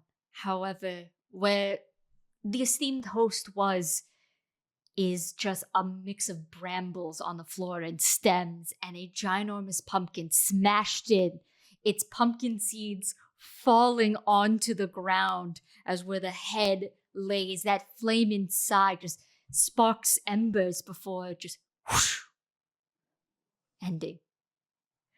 Jack lays there. Someone so vibrant before now lays still. Is the year 1979? Because we're smashing pumpkins. I hate that I God fucking damn it. Can I just very quickly shoot Dr. Jekyll? Yes, I'm sorry. I allow. Yeah, blame Dr. Jekyll for that joke. Well, I can't punish the out of character. Did the lights come on? They're on. Okay, yeah. Boogie's holding a 38 revolver right now. He had 2 guns? He just has a gun out. 2? The lights turned off. Boogie knows what to do. The two feral little goblins have just, well, one big goblin, one little goblin, both of them just have guns right now. Frankenstein takes the nunchucks out of his back pocket and just swings them above his head. Mary's gonna scream and jump into Frankenstein's open arm. I drop Mary. She's hanging on. The nunchuck's still spinning in the air. I was gonna make you roll, but no. I'm just gonna make it happen. Mary Pose is just gonna say, "He's gone to the light." Yes, Jack is dead. You hear screaming in the background. I immediately turn to the front door. That's the only entrance that I'm aware of. Point the gun at whatever zombie is manning the door right now and say, "Shut it! Lock it! Don't let anyone through!" The zombie that was at the front door is just a pile of just limbs and everything. The head is still animated. And you see its mouth just like tremble. You heard me? Just tremble, but not at you. Just Can you bounce? just Use your words, man! It is. One of the hands gets up and tries to close the door, but as it does, you see almost like the stone just shatter where it was, and the hand that was there just blow up in a pile of fingers. from the outside. All right, someone else close the door. Not me, bro. Not me. Pointing the gun just kind of wildly at people. I cannot see, so I'm just pointing it just kind of wildly. Finger on the trigger. Like no trigger discipline. It's just Yes, I may be new to this. My dad just made me the lead nightmare hunter, but I'll close the door. I know what to do. And Boogie starts walking towards the door. Do I get a vibe that this is going to be a dangerous thing for Boogie read a to bad do? situation. This is like the most important roll of the night. You can always and I use roll. luck. Yeah, you can use luck. Plot armor. Yeah, I'm gonna use luck for this. I'm marked down. Because I rolled a 4 or 5. So I'm gonna Still take a mark 12. experience. You still mark experience. Hmm? So as you just kind of, as Boogie just stumbles in, you see a shadow of a hand, human hand, reach over to grab Boogie. Boogie, no! Back up! Oh, I can't pull him back. And I'm just, there's like 2 little holes in the hat. Boogie now. is extremely distractible. So Yeah, you pull him back mentally. Another hand sticks out the left hand sticks out the hat and just jingles some keys. Great. And Boogie it turns works. around and looks at you with all 3 of Boogie's eyes. Just, wait, And I toss them. Did you drop the punch bowl? not yet. I think it's still in hand. Okay, then I toss it behind the DJ booth. I toss the keys behind the DJ booth. I yell very loudly, "Son, go back there! Don't just stay away from it all." Why? What? Is something the matter? It's okay, bud. It's okay. Dad's gonna take care of this. All right. No, there's I got my nunchucks and nothing else, so we'll be fine. trust me. I am a nightmare hunter. I know. I know. Sure you are, buddy. I would like I know you to are. roll investigate. Investigate a mystery. Mm-hmm. For what? About the door specifically. If I About I thought you were. saw Bugger? anything. Oh, the person outside. Like, well, I guess the thing that really clues me off is the fact that like the zombie went to try and close the door and the So you're investigating the hand that was trying to reach you outside. yeah. I thought you were going to investigate whether or not I was actually your dad. Oh no. Oh, I'm, No, I'm that's going just to. the truth. That's just canon. I want you to know that, like, when you sent me that message, like, can this be a thing? I was like, oh, please, just for Mary. I'm Before gonna the hand investigate. exploded, I was gonna be like, I was gonna turn to Mary and just be like, "Did you actually tell him he was lead hunter? We can't just fill his head with lies. No. You can't lie to our son You like are that." my dad. You're my dad. Boogie, woogie, So Boogie rolled a 7. You rolled So a what? hold 1, so I get to ask 1 question. Boogie pulls Boogie's fist up to Boogie's mouth. Hi, Mom, Dad. Hi. Right there was this hand thingy. It's really dangerous. What sort of creature is this? Sorry, I'm kind of new. Is there anything in your hand, or are you just talking to your fist? Technically just talking to my fist, but that's the way that I communicate to the business. And whatever answer, I assume I'm going to get an answer, right? Yeah, you get an answer. So you all hear like this fax machine sound, and then just like paper comes out of Boogie's overalls, and Boogie will read whatever's on the paper out loud. What was your question again? What sort of creature is this? Can he read it? Yeah, can he read? Or is it in like picture form? Well, Like, it's in whether or not it has wingdings. words. it's in wingdings, but Boogie can read wingdings. It's the That's only thing Boogie's that he can. language. Boogie's language is wingdings, and it in wingdings, it just says human. Yes. So it seems like we are. Oh, come here. We are dealing with a human. Yes. Slowly shuffle over in the hat. The hat's still on the ground. Gun's still out. Humans. They're the worst. Is anyone in the party, any PC, is anyone a human, or are we all like No, Okay. you're all monster. Even Okay. I would even say the more Reanimated. humanoid like even like witches, it's like the green skin wicked witches. Okay. Nobody's really a human. Because I was like I've with come to Dr. terms with my Dr. lack of Jekyll, humanity. Mr. Hyde type situation. I was like, kind of human, kind of not. So I wanted to make sure before, of course, Bogart was going to just immediately turn on him.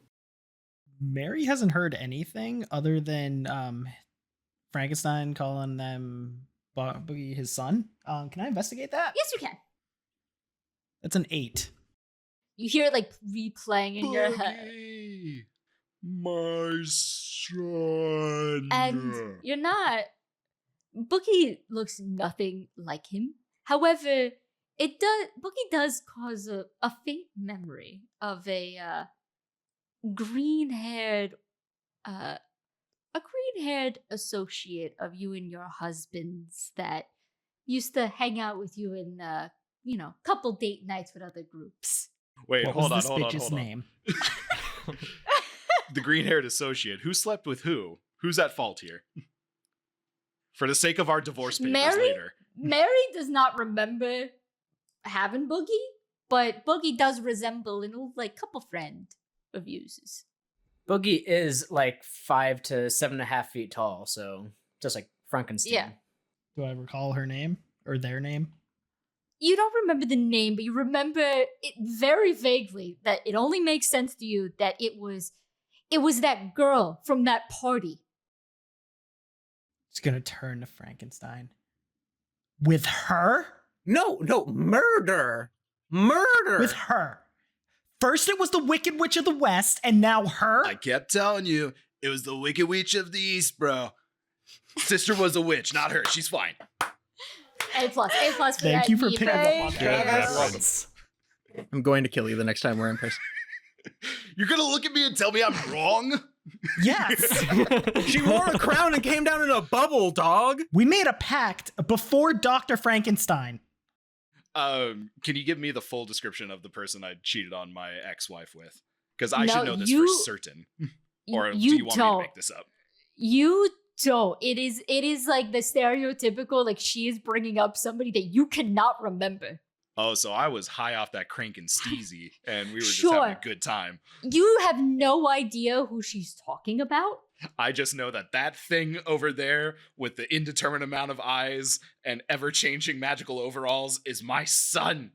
Wait, I'm your We son? made a pact. Well, Boogie Boogie doesn't know everyone. this. Boogie's Boogie everyone's son. should, but he hears this, but he's just like, eh. Boogie just Boogie's like, accepts this. dead. Well, I was told that my father is my father, so That is how logic works, indeed, yes. I don't think Boogie even cares. Miss, talking to Mary. Miss, excuse me. Mary's gonna slowly, Stewie Griffin head turn. I've been died. What do we do? Who is your mother? My mother is Boogie Woman, Gonna look back at Frankenstein. and my father is Boogie Man. The Boogie Woman? The Boogie Woman and the Boogie Man. Yes, The Boogie Woman. yes. I don't know if you've noticed, but there has been a death. Yeah, And not the that fun doesn't kind? matter. Stay out of this, You bro. need to This get is your- a family matter. Yes, sir. Boogie is Enjoy still the drama, holding Hans. Boogie's Mariposa revolver. is gonna put her hands on both Frankenstein and say, yes, family does matter, but this is Love that show. but this murder also matters. So why don't we put a pin in it? Oh, this murder matters more than the death of my marriage? Yes, objectively, I would say she's so. Gonna, she's Indeed. gonna whisper into Mary's I ear, don't. Look, there's still hope for your marriage. No, there's not. No, the fuck there She is not. whispers this in Mary's ear. You guys don't hear it. But as Mariposa is doing this, she's also casting Soothe. Roll. Oh man, what is this? Chaos dice. That's a 5 plus. What's Do you want the no? I regular love the dice? chaos dice. It just adds to it. It tests my counting abilities. Oh, what's the plus? For that's gonna be Charm. Okay, so this is a 6. I'm gonna mark another experience. Yes. You try your best, but Mary's getting. There's an eye twitching now. And like, if you've ever seen an undead eye twitch, it's not somehow like at the bottom. It's at the top lid that's like flickering. Like it is not great. Mary's just gonna remove her hands and be like, okay, and she's just gonna back up. So Look. she's not a part of this anymore. Madame, I understand that there is always hope. I was quite literally built for him. There is no one else for me. I turn to Boogie. I'm just like, listen, son, it's okay. It's okay. She'll never be able to prove it in court, bro. We're okay. We're fine. Yes. While all this I don't know is why happening, that the hat. broke me. While all this is happening, the hat just lifts back into defense mode again, and I just sort of go over and cover Jack's body, and I'm gonna start like rooting around in his head and see if there's anything left, You know what? like left behind or something. I'm gonna say that while you're like rummaging around, you just get a handful of pumpkin seeds. There's just really Okay, a I eat some. handful. Okay. You know what? I want you to. You're gonna save a heal point. So next time you take harm, you don't, because you know. I just shove a few up in like the gums, Yeah, just it's like just little there. snacks for later. Yeah. While this is happening, Dr. Jekyll wants to like pull out a little scooper and scoop some of the insides, the pumpkin seeds, into a little You do. vial. I'm Yeah, still add it to covering, your so you inventory. have to wait till I walk away Add it because to I'm still your- like there's a 3-foot radius around me Yeah. of hat. All right. So you have pumpkin After I seed. shove some up. Oh. Wait, I'm sorry, 3 foot. Yeah, 3-foot radius of a brim, 6-foot diameter, and then 6-foot tall. It's a big fucking Big hat. hat. Mm-hmm. Oh, So yeah, so you're gonna add Bugger, you're gonna add a pumpkin seed to your inventory that'll heal 1, and then Jekyll, you're going to add a vial of pumpkin into your inventory. I'm gonna say that that's going to be +2 healing. As you all are dealing with the Frankenstein familiar drama, you hear from the background one of the witches. She's got a hat that is very similar to Boggart's, but not quite as big, and she is the full green with the pointy nose and hunched over. She goes, "Enough of this! We have a death here. What caused this? We're all here. Who could have done this?" It wasn't me. Still holding the gun Yes, out. I don't believe that your gun shattered Jack. This is Jack we're talking about. It I can takes give him more a than a good pistol bullet. whip. Flips the gun around, holds it by the barrel, When and did just you like turn southern? that wasn't southern. At least not intentional. Banjo? It's banjo creeping in. Banjo. My banjo creeping in. Yeah. Banjo. Apart from other banjo, which you can hear in our larger campaign. Oh, smooth. Shameless plug. Shameless plug for our absolutely. own Not podcast. banjo again. Tune into a Um, Roll No so Evil. You only The handle witch- banjos Coming to a so much. podcast network near you. The witch looks at all of you and just like, "You fools. It takes much to kill Jack. It takes more than any mortal can do. This one knows how to kill." And as she says this, she I mean, turns- so do I. Oh my god, banjo is. That's just so banjo. much- That was That was 100% actually banjo. banjo. Sorry. Wow, holy fuck. Continue. We're gonna ignore that, and I'm just gonna like in my cut own it out. head practice going back into his natural voice. Yeah, it was like Irish before.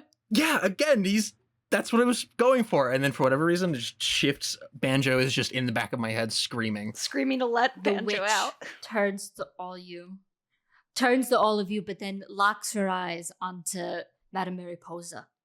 "What did you bring? I know that as soon as I saw you, you were bringing something into here. Madam, I would never do anything like this. You bring drama wherever you. Are you sure it isn't your lover who's here to deal with you? Cause a Mariposa, scene? Mariposa is just gonna leap at her and grab her by the throat. Roll kick some ass. Oh, come on. Oh, fuck. Wait. What is that? It's a 5. Kick some asses. Tough. So it's a +2, that's a 7. You leap out to grab her, but at the same time that you do, the witch brings up her hand, and it really does look like practical effects, like in the Wizard of Oz. Just a little bit of like light in her hand that is sinister, a purplish glow. It is rather bright though, Mariposa, and it gets your attention. The antenna start to lift a little bit, but you're able to resist. I knew it. Don't act coy with me. You and your lover already killed your husband. I heard about it when me and my gal pals, and she gestures to 2 more witches that are there. We're just like bony arms crossed, like, We heard through the cauldron lines about you and that Mothman. It's a lie. I would never do anything to my Mercutio. You say that, but you suddenly come in with a fancy ass dress. You come in, also holier than thou, but we know. And she like flicks her other hand up with the light, and it's bright as fuck, and it's distracting you. She goes, I should have done this a long time ago. And she takes it, as she's going down, a bright light just shines through, and the witch freezes. The light from her hand starts to flicker as if it's like a faulty light bulb. And you see her start to wither and melt, just and she starts convulsing, and she turns, the light coming straight from the door frame. And she's almost hacking at this point. You see like spit coming Someone out get of her some mouth. water. That never works out well in the movies, bro. She just starts convulsing. She turns, and her eyes, you all can't see through the light, but she does. And her eyes just kind of widen. She goes, you.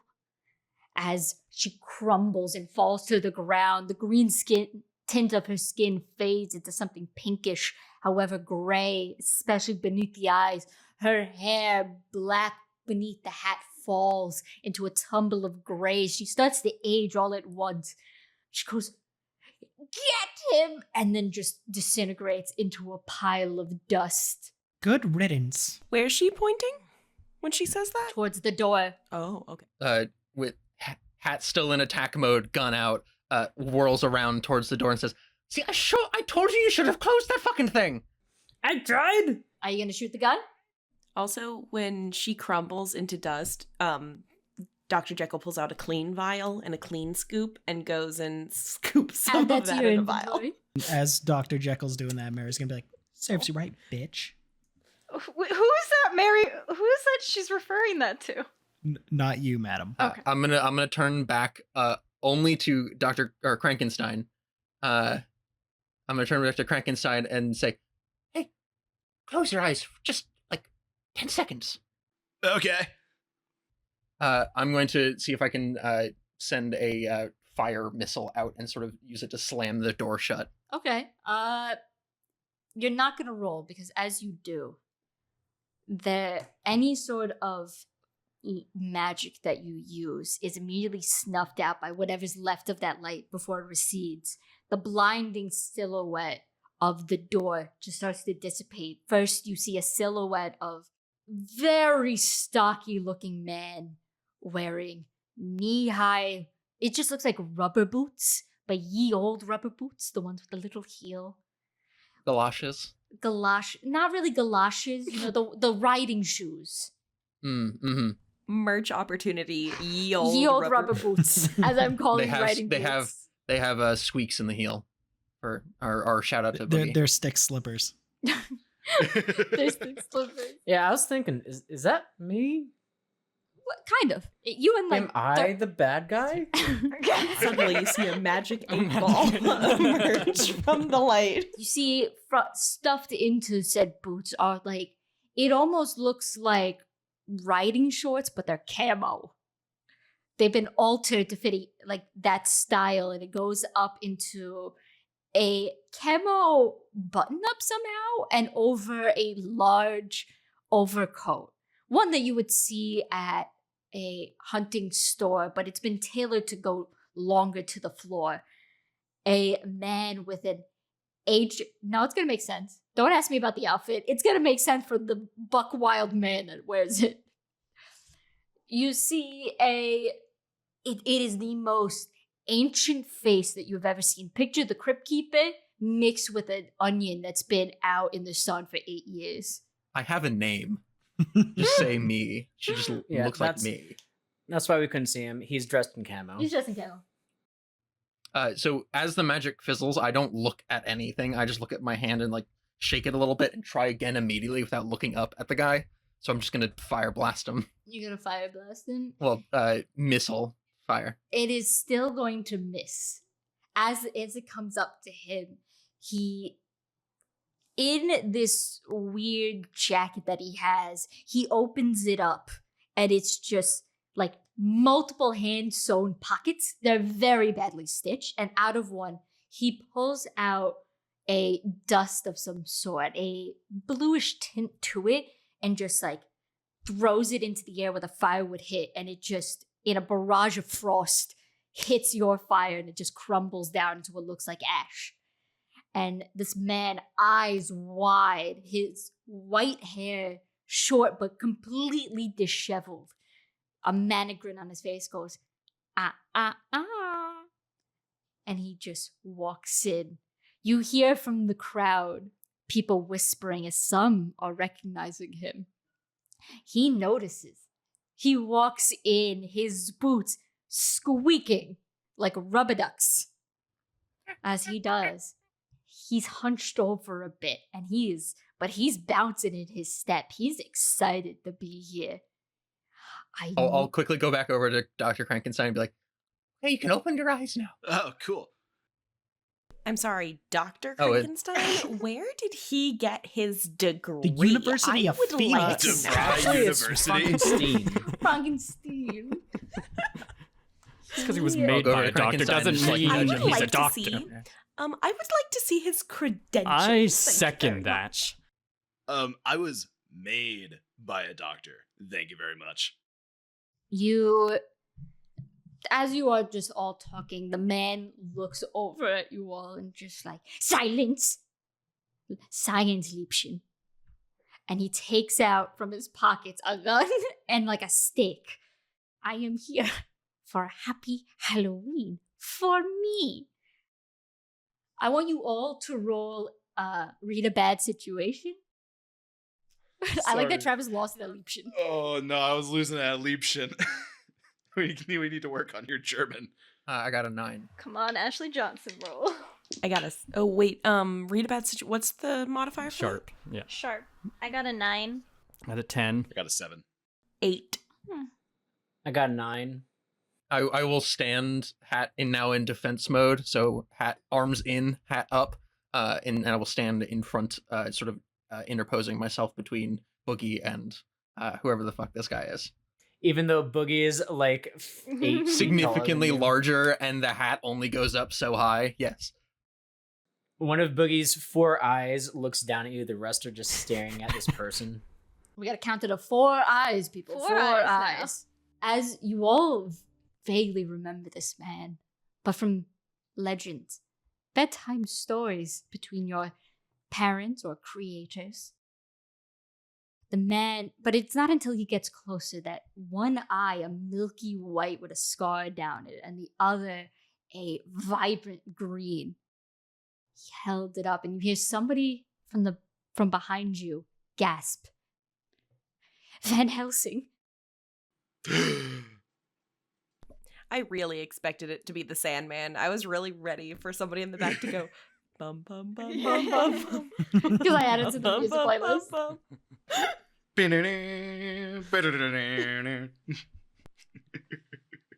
The name sent a shock through you all. He's your boogeyman.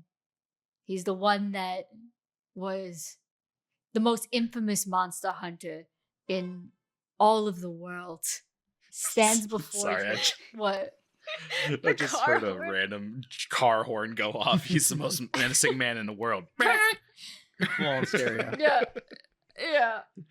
And no, I only have one boogeyman, and he's standing over there. Points to the big green five-eyed monster now, probably. My stepson. Yeah, he's got 5 He's mouths. got All right, 5 eyes. He grew an eye over the break. This stocky man, he's about like 4 feet tall, even. So like actually Wolverine. Yes. So my hat is taller than him.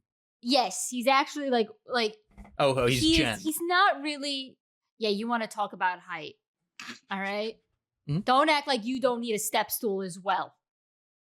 He is a guy that he doesn't look very strong. He's got like he looks his age, which you can tell is around somewhere between 80 to 800. It's hard to tell, really.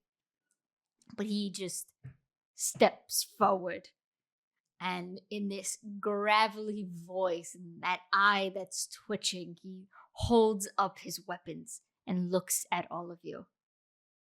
This is going to be a Halloween that I will always remember.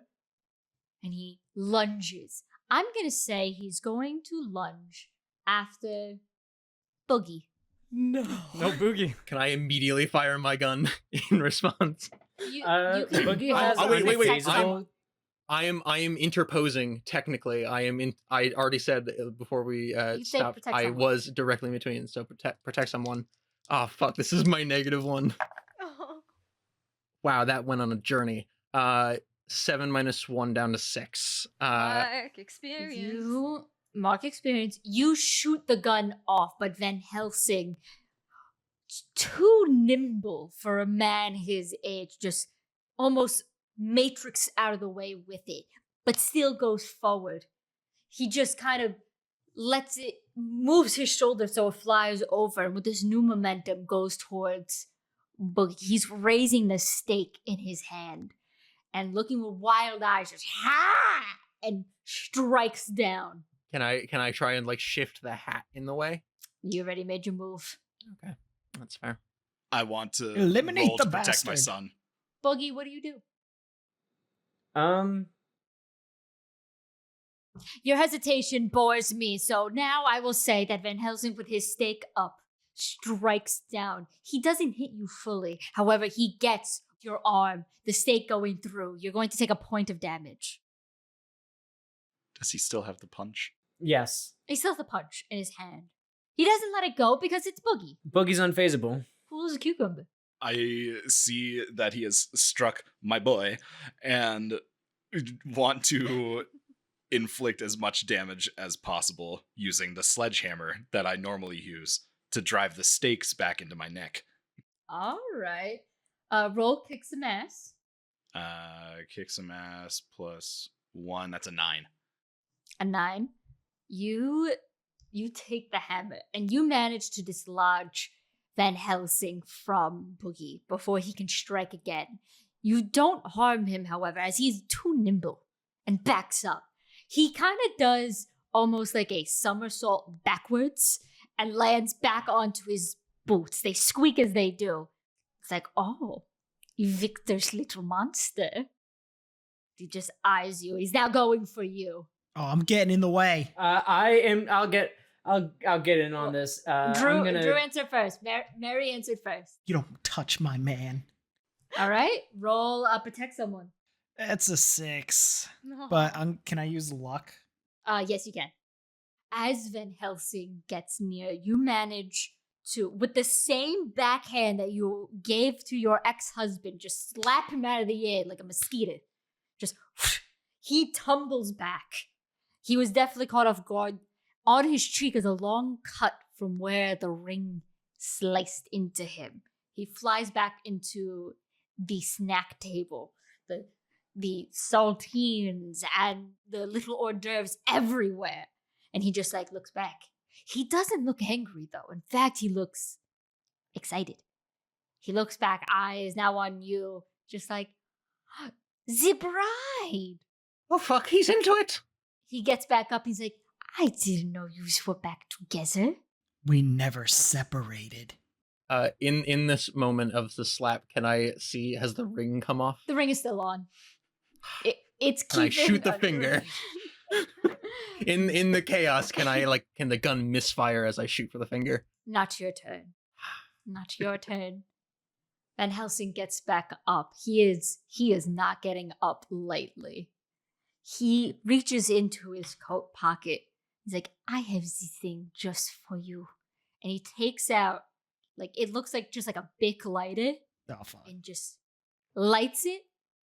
And from another pocket pulls out a can of hairspray and just Save me, husband.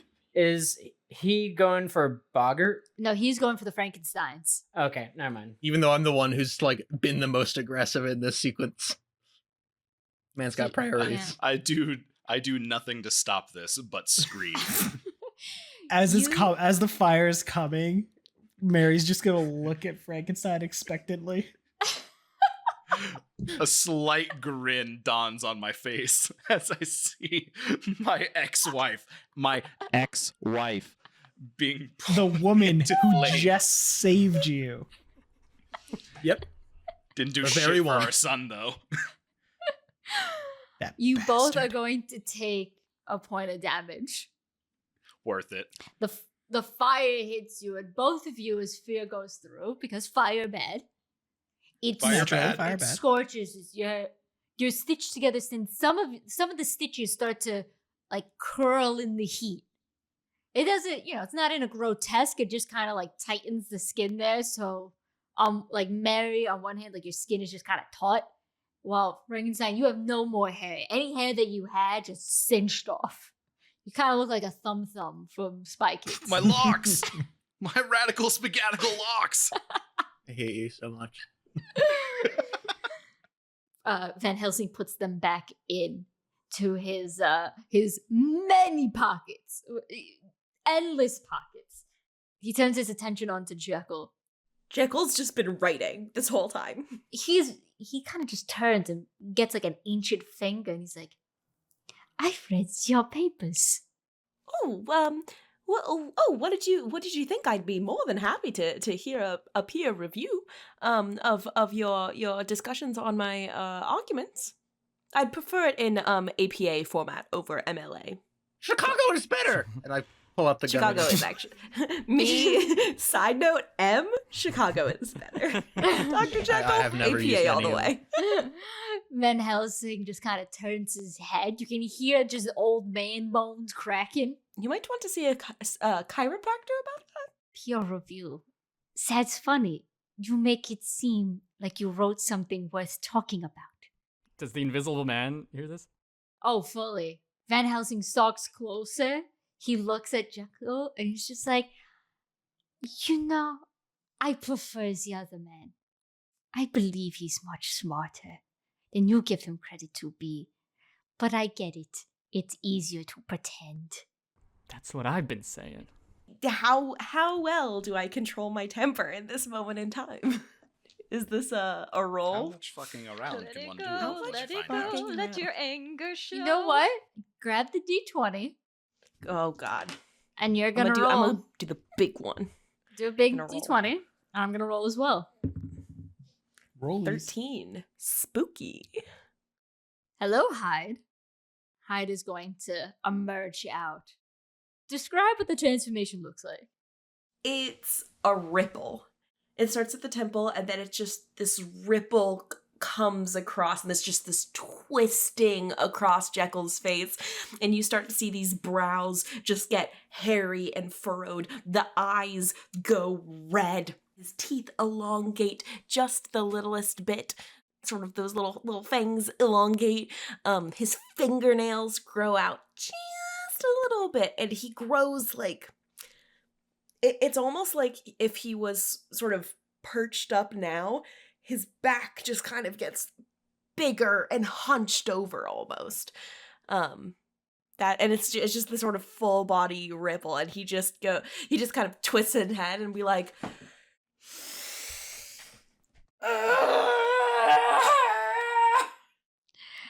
What are you going to and do? punches him in the face. I'm sorry, that was the last bit. He punches him in the face. Roll kick some ass. Yeah, it's gonna be, so I'm gonna use one of his moves is the big whammy. So I use his Mhm. spooky powers to kick some ass. So it's going to be rolling plus weird. Yes, And I'm going to use, do I want to use right fist or left fist? I think I'm going to go with right fist. Just to put it so everybody knows, when writing the gear for a character, M's character has 2 equipment pieces, which is just left fist and right fist. No other weapons. Just Amazing. right fist, left fist. Honestly, if anybody puts something funny for the gear, I'm gonna allow it. I just love the stupid gear.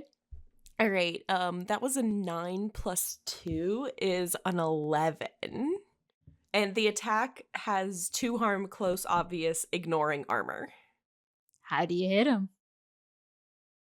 I want it to be like this slightly cartoonish, like winding up, right? Where he's like, and then just this big ol' boom right across the like cheek, and that slow motion kind of, and like maybe a tooth falls out.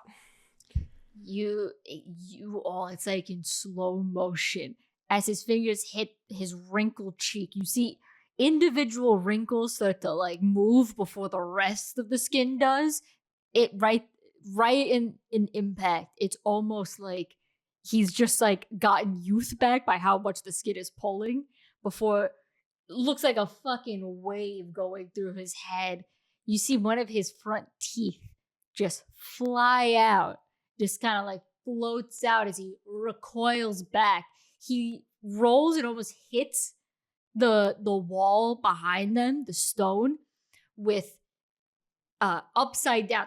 So his head is downwards as he faces the wall. You flipped him. You just boom, and just slides down slowly into the floor in a limp mess. Jackal, smart. I like that Hyde just looked out for him. I like that a lot. They're bros. They gotta look They're out for bros. each other. It's like the reverse Hulk. They're just actually bros. You, from the floor, he doesn't move for a bit. And you all kind of crouch closer as Van Helsing just lays there, fist out. Can I grab the tooth? Yeah. Okay. I just shuffle over, and the hat goes over it and just picks it up. As you go for the tooth, you go down to reach for it. However, one of his hands just grabs you right by the throat, where your throat would be. And you Where would that be? Because he's kind of guessing. The hat's in attack mode right now. We'll say that he just has your head. Okay. He just has your head in a grip, just popped out straight from the crumpled pile. There's a little bit of a cracking sound. He doesn't even get up off the floor. He's still face down, and then he just slowly gets back up with just a crinkle of old man bones as he just turns, that grin on his face wider. This is a challenge. I like it. And he gets you and goes, what? He brings you closer, and with his other hand... Does he lift me up? You're lifted off the ground as he clambers to his feet. He's limping. He's taking damage. However, he's up again. With his free hand, he flicks your hat off. So when the hat goes flying, Boogie's poo, poo, poo, poo, poo, la, la, and I have leave no one behind, in which I can help someone escape. Mm-hmm. Would I be able to rip him out of harm's way? Yep, help someone escape. Can I hold on to the hat and We'll just see. go flying We'll with see. it? We'll see how Okay. good Boogie's roll is. Nat Okay, 12, bitches! So I get to hold on to my hat. Boogie. Boogie, how do you save him? So I'm still holding the gun in one hand, and I'm running, and I throw the gun at Van Helsing, knock him in the head, and rip my small friend out of his arms. And I guess I gotta take the revolver off. I have a my question. wrist. Where's Yes. the punch bowl?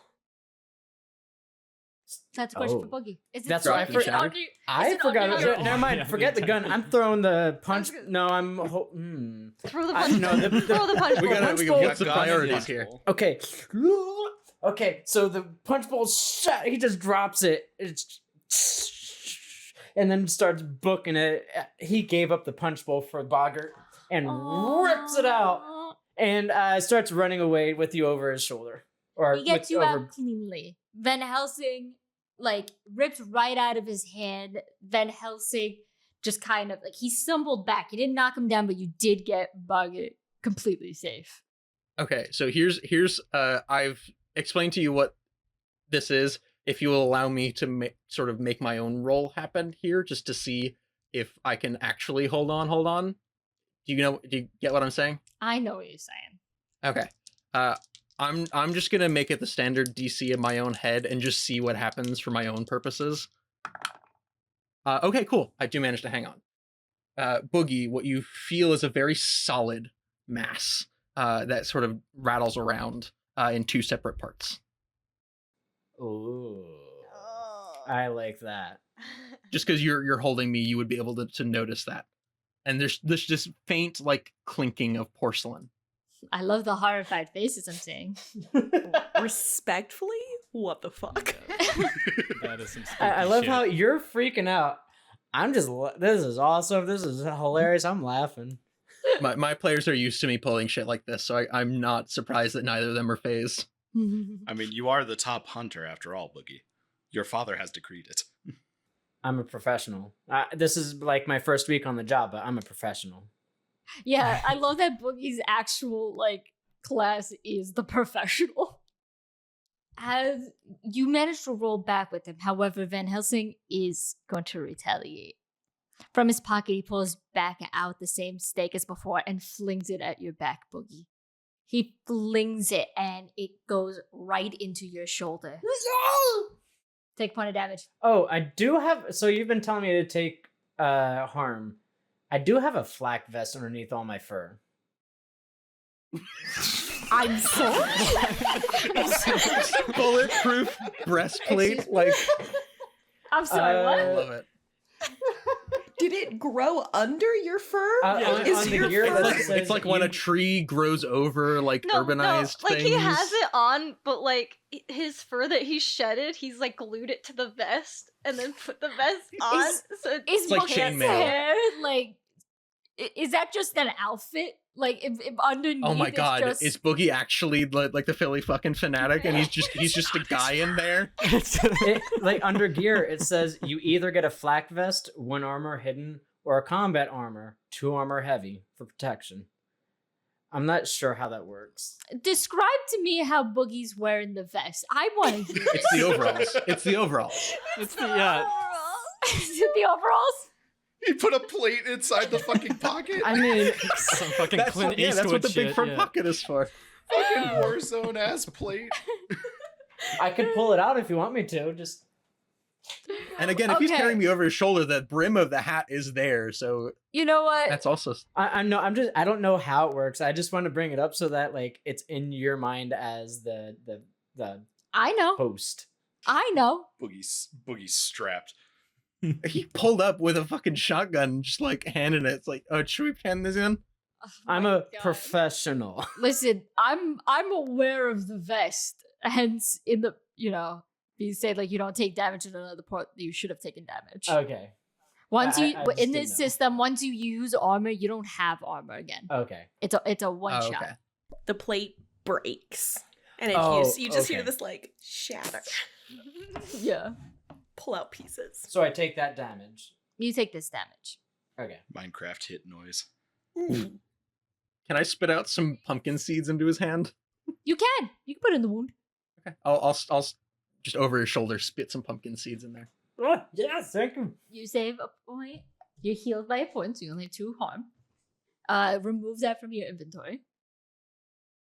The others, you see all of this happening, and you just see that Van Helsing with a crazed look in his eyes just darting between you all. Dude, you see him looking around and his eyes land on you. From his pocket, he pulls out a flashlight. Very bright. It's one of those that it's like the world's brightest You hear flashlights. the fans spin up. Yeah. And he turns it on. You're immediately drawn to it. I need you to roll your d20. Oh fuck. I love lamp. I love I that. love land. bring me the lamp. It's a 16. Ooh, I'm rolling good today. No. As you look with it, the light, it's beautiful. It's so bright. It's so warm. You feel yourself growing. You need to get near it. You need to go closer.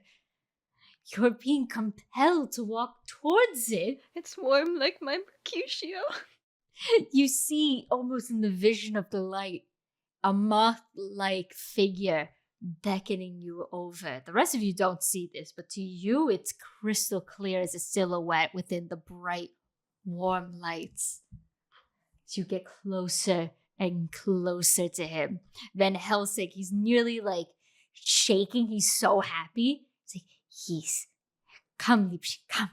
Can I put like a big hairy arm in front of her so she doesn't go any closer?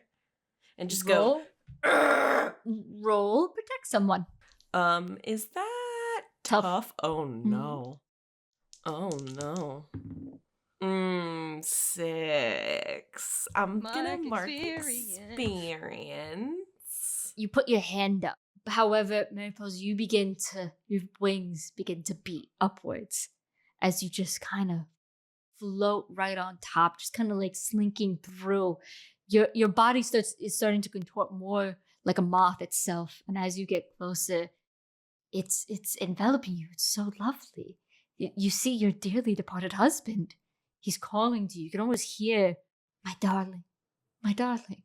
Okay, the invisible man's gonna approach and be like, "Let a real scientist deal with it," and pull out his invisible flamethrower that he's had on him the entire time. His what? It was sprayed with invisible spray. Wait, bro. Is that what I think it is? Is that the clit? I don't know, man. Travis, Oh my god. So close, but so far. do I have a moment to act here? No. Okay. No. You take it out, but I'm letting you know right now, the moment it starts, the Frankensteins, I need you both to roll your d20s for me. 16. While you're rolling, Boogie doesn't know how far Boogie's running, so just still going. He's still going. He's still just going. until Boogie is told to stop. I'll revisit Boogie. Travis, what did you roll? 17. Both of you, the moment Invisible Man, you try with this invisible flamethrower, the moment that a spark begins, the Frankensteins will be going psychotic. So I've been rolling good tonight. I need you both to turn hostile towards the Invisible Man. Okay. Fire bad, and he have fire. He fire. We're all gonna die. All he's got to do is just strip down naked. Just immediately rip off all your clothes, my guy. You're good. They can't find you. Oh, it's that kind of party. It's always been that kind of Now it's party. a birthday party because he's in his birthday suit. I need you both to roll kick some ass right now. All right. Be 8. 5. Mary, you have more of a lock within your anger than your ex-husband, so you realize who that is in the fire. However, you will be smashing furniture near you in a haze of anger and fear. However, DJ Krankenstein, you will be going forward towards the Invisible Man. How do you attack him? I'm going to combine two things. I'm going to run up with my sledgehammer. But I'm also, since I'm apparently blinded by rage, I'm going to roll with what could go wrong Okay. to inflict +1, potentially. Okay. Hey, what could go wrong? Griffin. You know? What can go wrong? Also, really quick, what the fuck does hold 2 mean? Hold 2 means that you will hold +2 points for a further roll later on.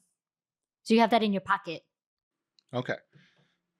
With some kick some ass, so that's an 8.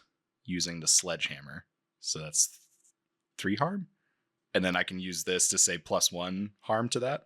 If you want. This is for fucking with my wife, Invisi Boy. You said it. Didn't hear X. Mary, you're freaking out. Mary's like 15 blushing. years of couples therapy are coming out in this one swing, my guy. Man, this Van Helsing subplot is getting nuts. How many points of damage was that? 4. You're going to be taking 4 points of damage, Invisible Man. And Trev, how are you hitting him? Describe the scene for me. You know what? I'm going to let the viewers let their imagination run wild. All I'm going to say is that my sledgehammer now has a gold tint to it. The bandages on the Invisible Man are the ones that are still sticking are concave, while a good chunk, I want to say from where the temple begins to the lower cheek, have fallen. They're off. You can see inside just a husk. However, with the impact, could it be a trick of the light? You see just a flicker of skin and hair and bruises. Just a flicker. What? As before turning invisible once again. As if you've almost knocked out the invisibility. Wait, that shouldn't happen. I gotta get out of here. So the Invisible Man will take the rest of his bandages, completely stripped down naked, Woo! and You hear 2 whistles. or crawl Aren't away. you Yeah. dying at this point? Yeah, how many harm do you have? I Right now? have one more I was and I'm gonna say, dead. I'm unstable. Okay, I was going to say, I swung Yeah. for 4 there. As you try to leave, it is Van Helsing notices. It doesn't help. You've been hit so hard. Every so often you start to like flicker. Not enough that you can really pick out characteristics, but enough where you can see just a little bit of a person, something noticeable, visible. And Van Helsing just goes, "Now I've got you, you tricky bastard." And he just takes the light that he had and throws it right at you. Enough to just kind of knock you back so you land where Boogie has dropped the punch bowl. Enough where some of the liquid has stuck onto your skin and just a slippery sheen is shown. Enough to say that that's a leg, that's an arm. We're gonna leave it like that. I don't want to describe more. Can I invent panic room or No, you're visible right now. That's a haven, and you are far past that, my friend. Okay, how about he's gonna yell out to Mr. Hyde, Jekyll, be like, "Help! I've always respected your work. You're the better scientist than I've ever been. Roll I manipulate need your someone. help." Roll manipulate someone. You're undoing all my groundwork. Sun's getting real low there, big guy. That's charm. That's a 10. 10. Mhm. So it pulls out, even though through all the animosity and hatred, seeing him like this, it pulls out your heartstrings. Science rules. And I fucking love science like Facebook page. Mr. Hyde jumps in front of the Invisible Man between him and Van Helsing. Just goes That's it. You manage to stand up like in front of him, and Van Helsing, he looks a bit surprised. His eyebrows, big, bushy, and white, just like, "Oh, look at you two, science buddies." And he just kind of goes to make a move, but he stops. And the light from before is still rolling on the ground, Mariposa, and you are following it close. You're starting to like get on the floor to look at it. I just want to see my husband again. What would you like to do?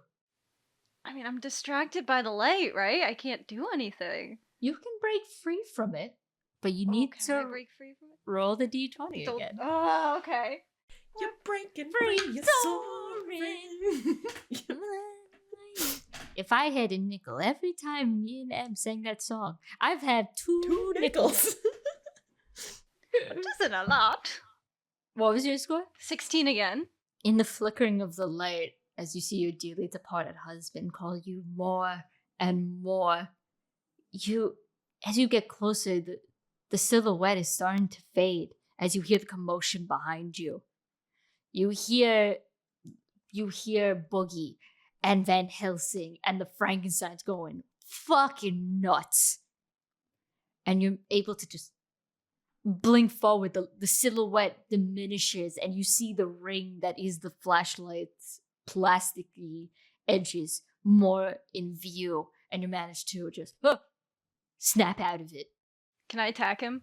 Yes, you can. Heck yeah. I want to smite. You are able to smite. Roll some, kick some ass. That is a 10. So you turn to see Van Helsing. His gaze is stuck on the scientist in the room. How do you attack him?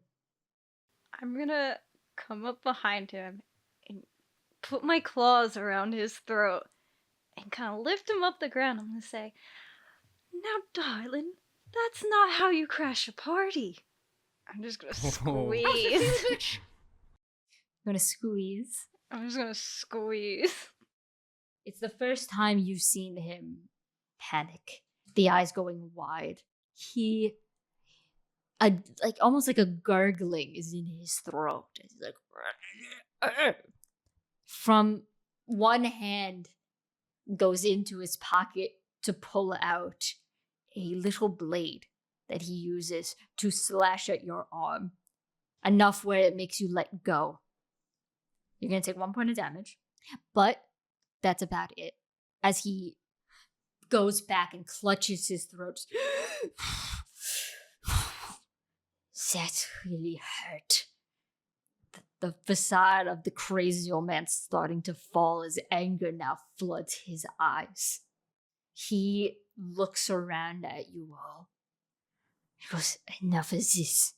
And from his pocket pulls out a little matchbox and just right against the side and throws it at the door, where the fire begins to spread up the stone. You don't know how, you don't know why, but the fire is spreading forward. It blocks your exit as it starts to circle around. The monsters that are there in the background start to screech. Some of them try to use their magic to end the fire, but this is no normal fire. It's nothing. It reacts as if nothing can phase it. It starts to go. The match that lit it falls to the ground, and as it sizzles out, you hear almost like a witch's cackle, just as he takes the matchbox, that grin returning. "I got these off of a witch. Who knew that such disgusting magic can be used for something so important, such as right now?" And puts it back. I need Boogie. As the fire starts to engulf, you have little Bogart. What do? You keep running, but this time the fire is all the way around. You can't exit. What do? I'll turn to him and I'll say, "Hold your breath," and I'll stuff Bogger into my fur as much as I can, and I will take whatever harm I have to and run through the flames. I need you to roll. Does Boogie reasonably believe that he could be able to prevent harm to Bogger? He thinks that he can protect them and get through the fire. Whether he can or not is for debate. Okay, well, Boogie does it. And Boogie books it. I need you to roll act under pressure. As he's running, can I poke my head out and fire my gun at Van Helsing? Yes, you can. Roll kick some ass. All right. Kick some ass. It's -1. I'm gonna take a luck for this. So to picture this scene, Boogie fully engulfs you in all of Boogie's fur, and this, I'm assuming singular arm pokes out of the fur, along no, with the hat. Bogart pokes up from out of the hat, and this porcelain garden gnome sticks his head out, fires a gun at Van Helsing, and goes back in. Out of the fur, just whoop. And I took a luck point for a full 12. What'd you roll? Stick? How many luck points have you used? I've used 2. I have 1 left. Oh wait, I'll use luck for this. I think this is an appropriate time for luck, if you Yeah, would allow you me can to. try. Did you roll first? I did roll. I Okay. forgot that luck was a thing. Boogie just, as he goes through it, just at first, as he runs, it doesn't even budge, and little bits of fire cling to his fur. But then he goes again, and just the stone crumbles, and almost like a perfect Boogie silhouette is in the stone. But you manage to break through. Fire still hits at your fur, and there are now patches that show up. But it doesn't hurt you. It's just cinched your hair as you've gotten out into the crisp night air. There's fur underneath the fur. So Bogart then will get out, sort of on Boogie's shoulder, firing the gun, and then Bogart will come out and start patting out the flames on his fur. So because you use luck? Yeah. The bullet goes right through and past where the others are, straight into Van Helsing. It hits right on one of his shoulders as he goes back. He winces, but doesn't scream. It's silent. Double birds. The rest of you are the crowd inside runs through the new opening where the fire has yet to engulf. The rest of you follow suit, and the mausoleum from the outside is burning more and more. The fire is starting to engulf the stone and nearly cinch it as if it was wood. I want to say that Mr. Hyde puts the invisible man over his shoulder and carries him out. But like, there will be consequences. Scientific. Dr. Jekyll will never forget. Also, to clarify, I guess it's technically quad birds Mm-hmm. for Bogart and Bogart. Just 2 little garden gnomes. Last thing before the end of my turn, I'm gonna speak into my hand. Hi, Mom, Dad. I know we're doing no harm, but can I protect my friends? And I'll wait however long I have to get a response of whether or not I can do harm. It's instant. It's a fast fax. On there, all lowercase, Times New Roman. Sure. I don't know, buddy. Okay, and I'll do whatever I'm gonna do next whenever my turn comes around. Yes. Could I have at some point in my wandering around gotten the shotgun back? No. You would have had to Okay. grab it before. Well, I mean, like during the party as it was all going on. No, the helpers had it. It's like in a coal closet somewhere. Trev, you run out into the air to see the others. The fire still, the rage from before is still there, but seeing, what happened to your dear ex-wife, it has sobered you up a little bit. Dear. X. I hate now on sync you two are. What about your son? I mean, we were. Is it your each other. son? Who do you think's been faxing him this whole time? Is it you with like a pager? It's just me with a pager just chilling in the back.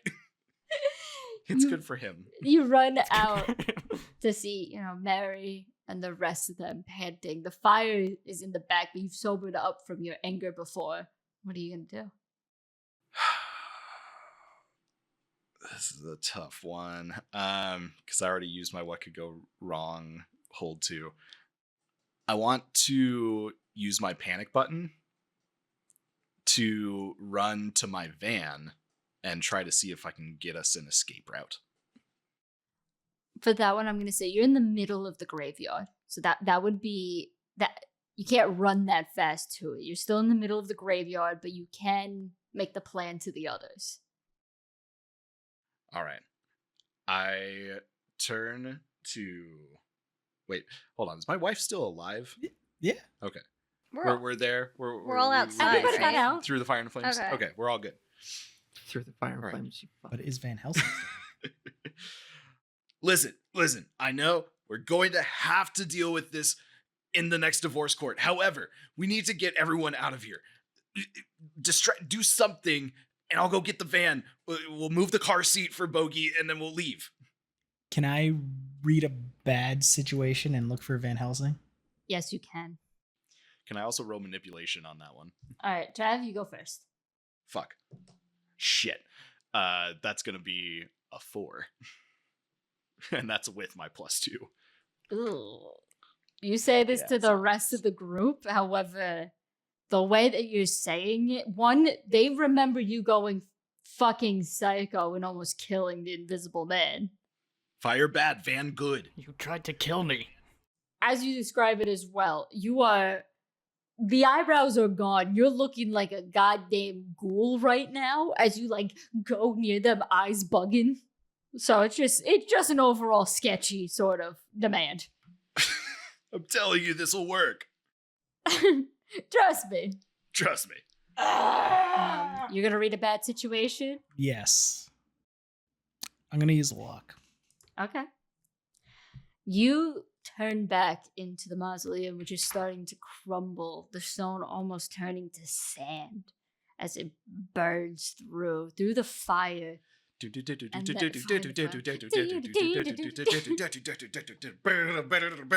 That's what I'm cranking the entire time. I'm doing the theme Oh, music. you Is- still is- have is it. the- battle. You still have Yeah, it. is the Victrola like on like a chest mounted thing Yeah, in it's front of you? it's almost like an accordion, like just one of those type things. I'm kind of like the monkey, The with one man fez. band. The monkey with the fez and the music box. Through the fire and the flames, you see first nothing, and then a dark silhouette getting up, the white hair singed on one large chunk in his head. His skin is starting to burn bright, but Van Helsing is upright. You see him with the shotgun from before, now in his hand, the metal on fire, scorching his hand, but he's not letting go. He turns it towards you all. I am coming for you. And starts running out of the mausoleum in the flames. So Mary was told to distract gross. Run, hide, by run. her husband. Mm-hmm. Can I tackle Van Helsing back into the fire? Roll, kick some ass. I'm gonna use my last luck. Your Oh my last God. luck? Are you sure? Yes. Then you get doomed, Well, my you guy. get doomed. Mm. I You get to. protecting the husband. Roll For the first. hubby. There's a first. martyrdom happening right here. This Protecting is the romantic husband. resolution. God. Roll Roll first. first. Roll first. Because Are you you might. gonna roll or are you gonna take luck? I'm taking the luck. You have to pick luck before you roll, or can you use no, it after? No, you use it after. No, That's you what can I use thought. it. You can use it Or before just you roll if you just want for to. shits, I'll see what I Yeah. roll. So I was gonna say if you have to call it before, that makes sense. But if you don't have to, I rolled a 5. I'm using the Yeah, luck. okay. Well, you get Okay. experience now. Yeah, you get experience now. Just clarify what it is that you want to do. I was told to distract while Frankenstein goes get the escape route. See Van Helsing running out. Mary's gonna look back at her husband and then tackle Van Helsing into the fire. And you going for harm? I'm going for harm. How do you want to do this? Is the mausoleum still standing? But like falling? It's mostly crumbled and it's crumbling more and more. As Mary tackles him into the fire, I want it to just all collapse around him. And then on the ground where she was is the wedding ring. Oh my God. The fire engulfs the spot in almost like a bonfire. The stone crumble more and more. You look through the fire towards Frankenstein. The ring glistening as the glisten of your eyes fades into the fire, devouring your form. What are your last words? Frankenstein, my love. That's it. The stone crumbles.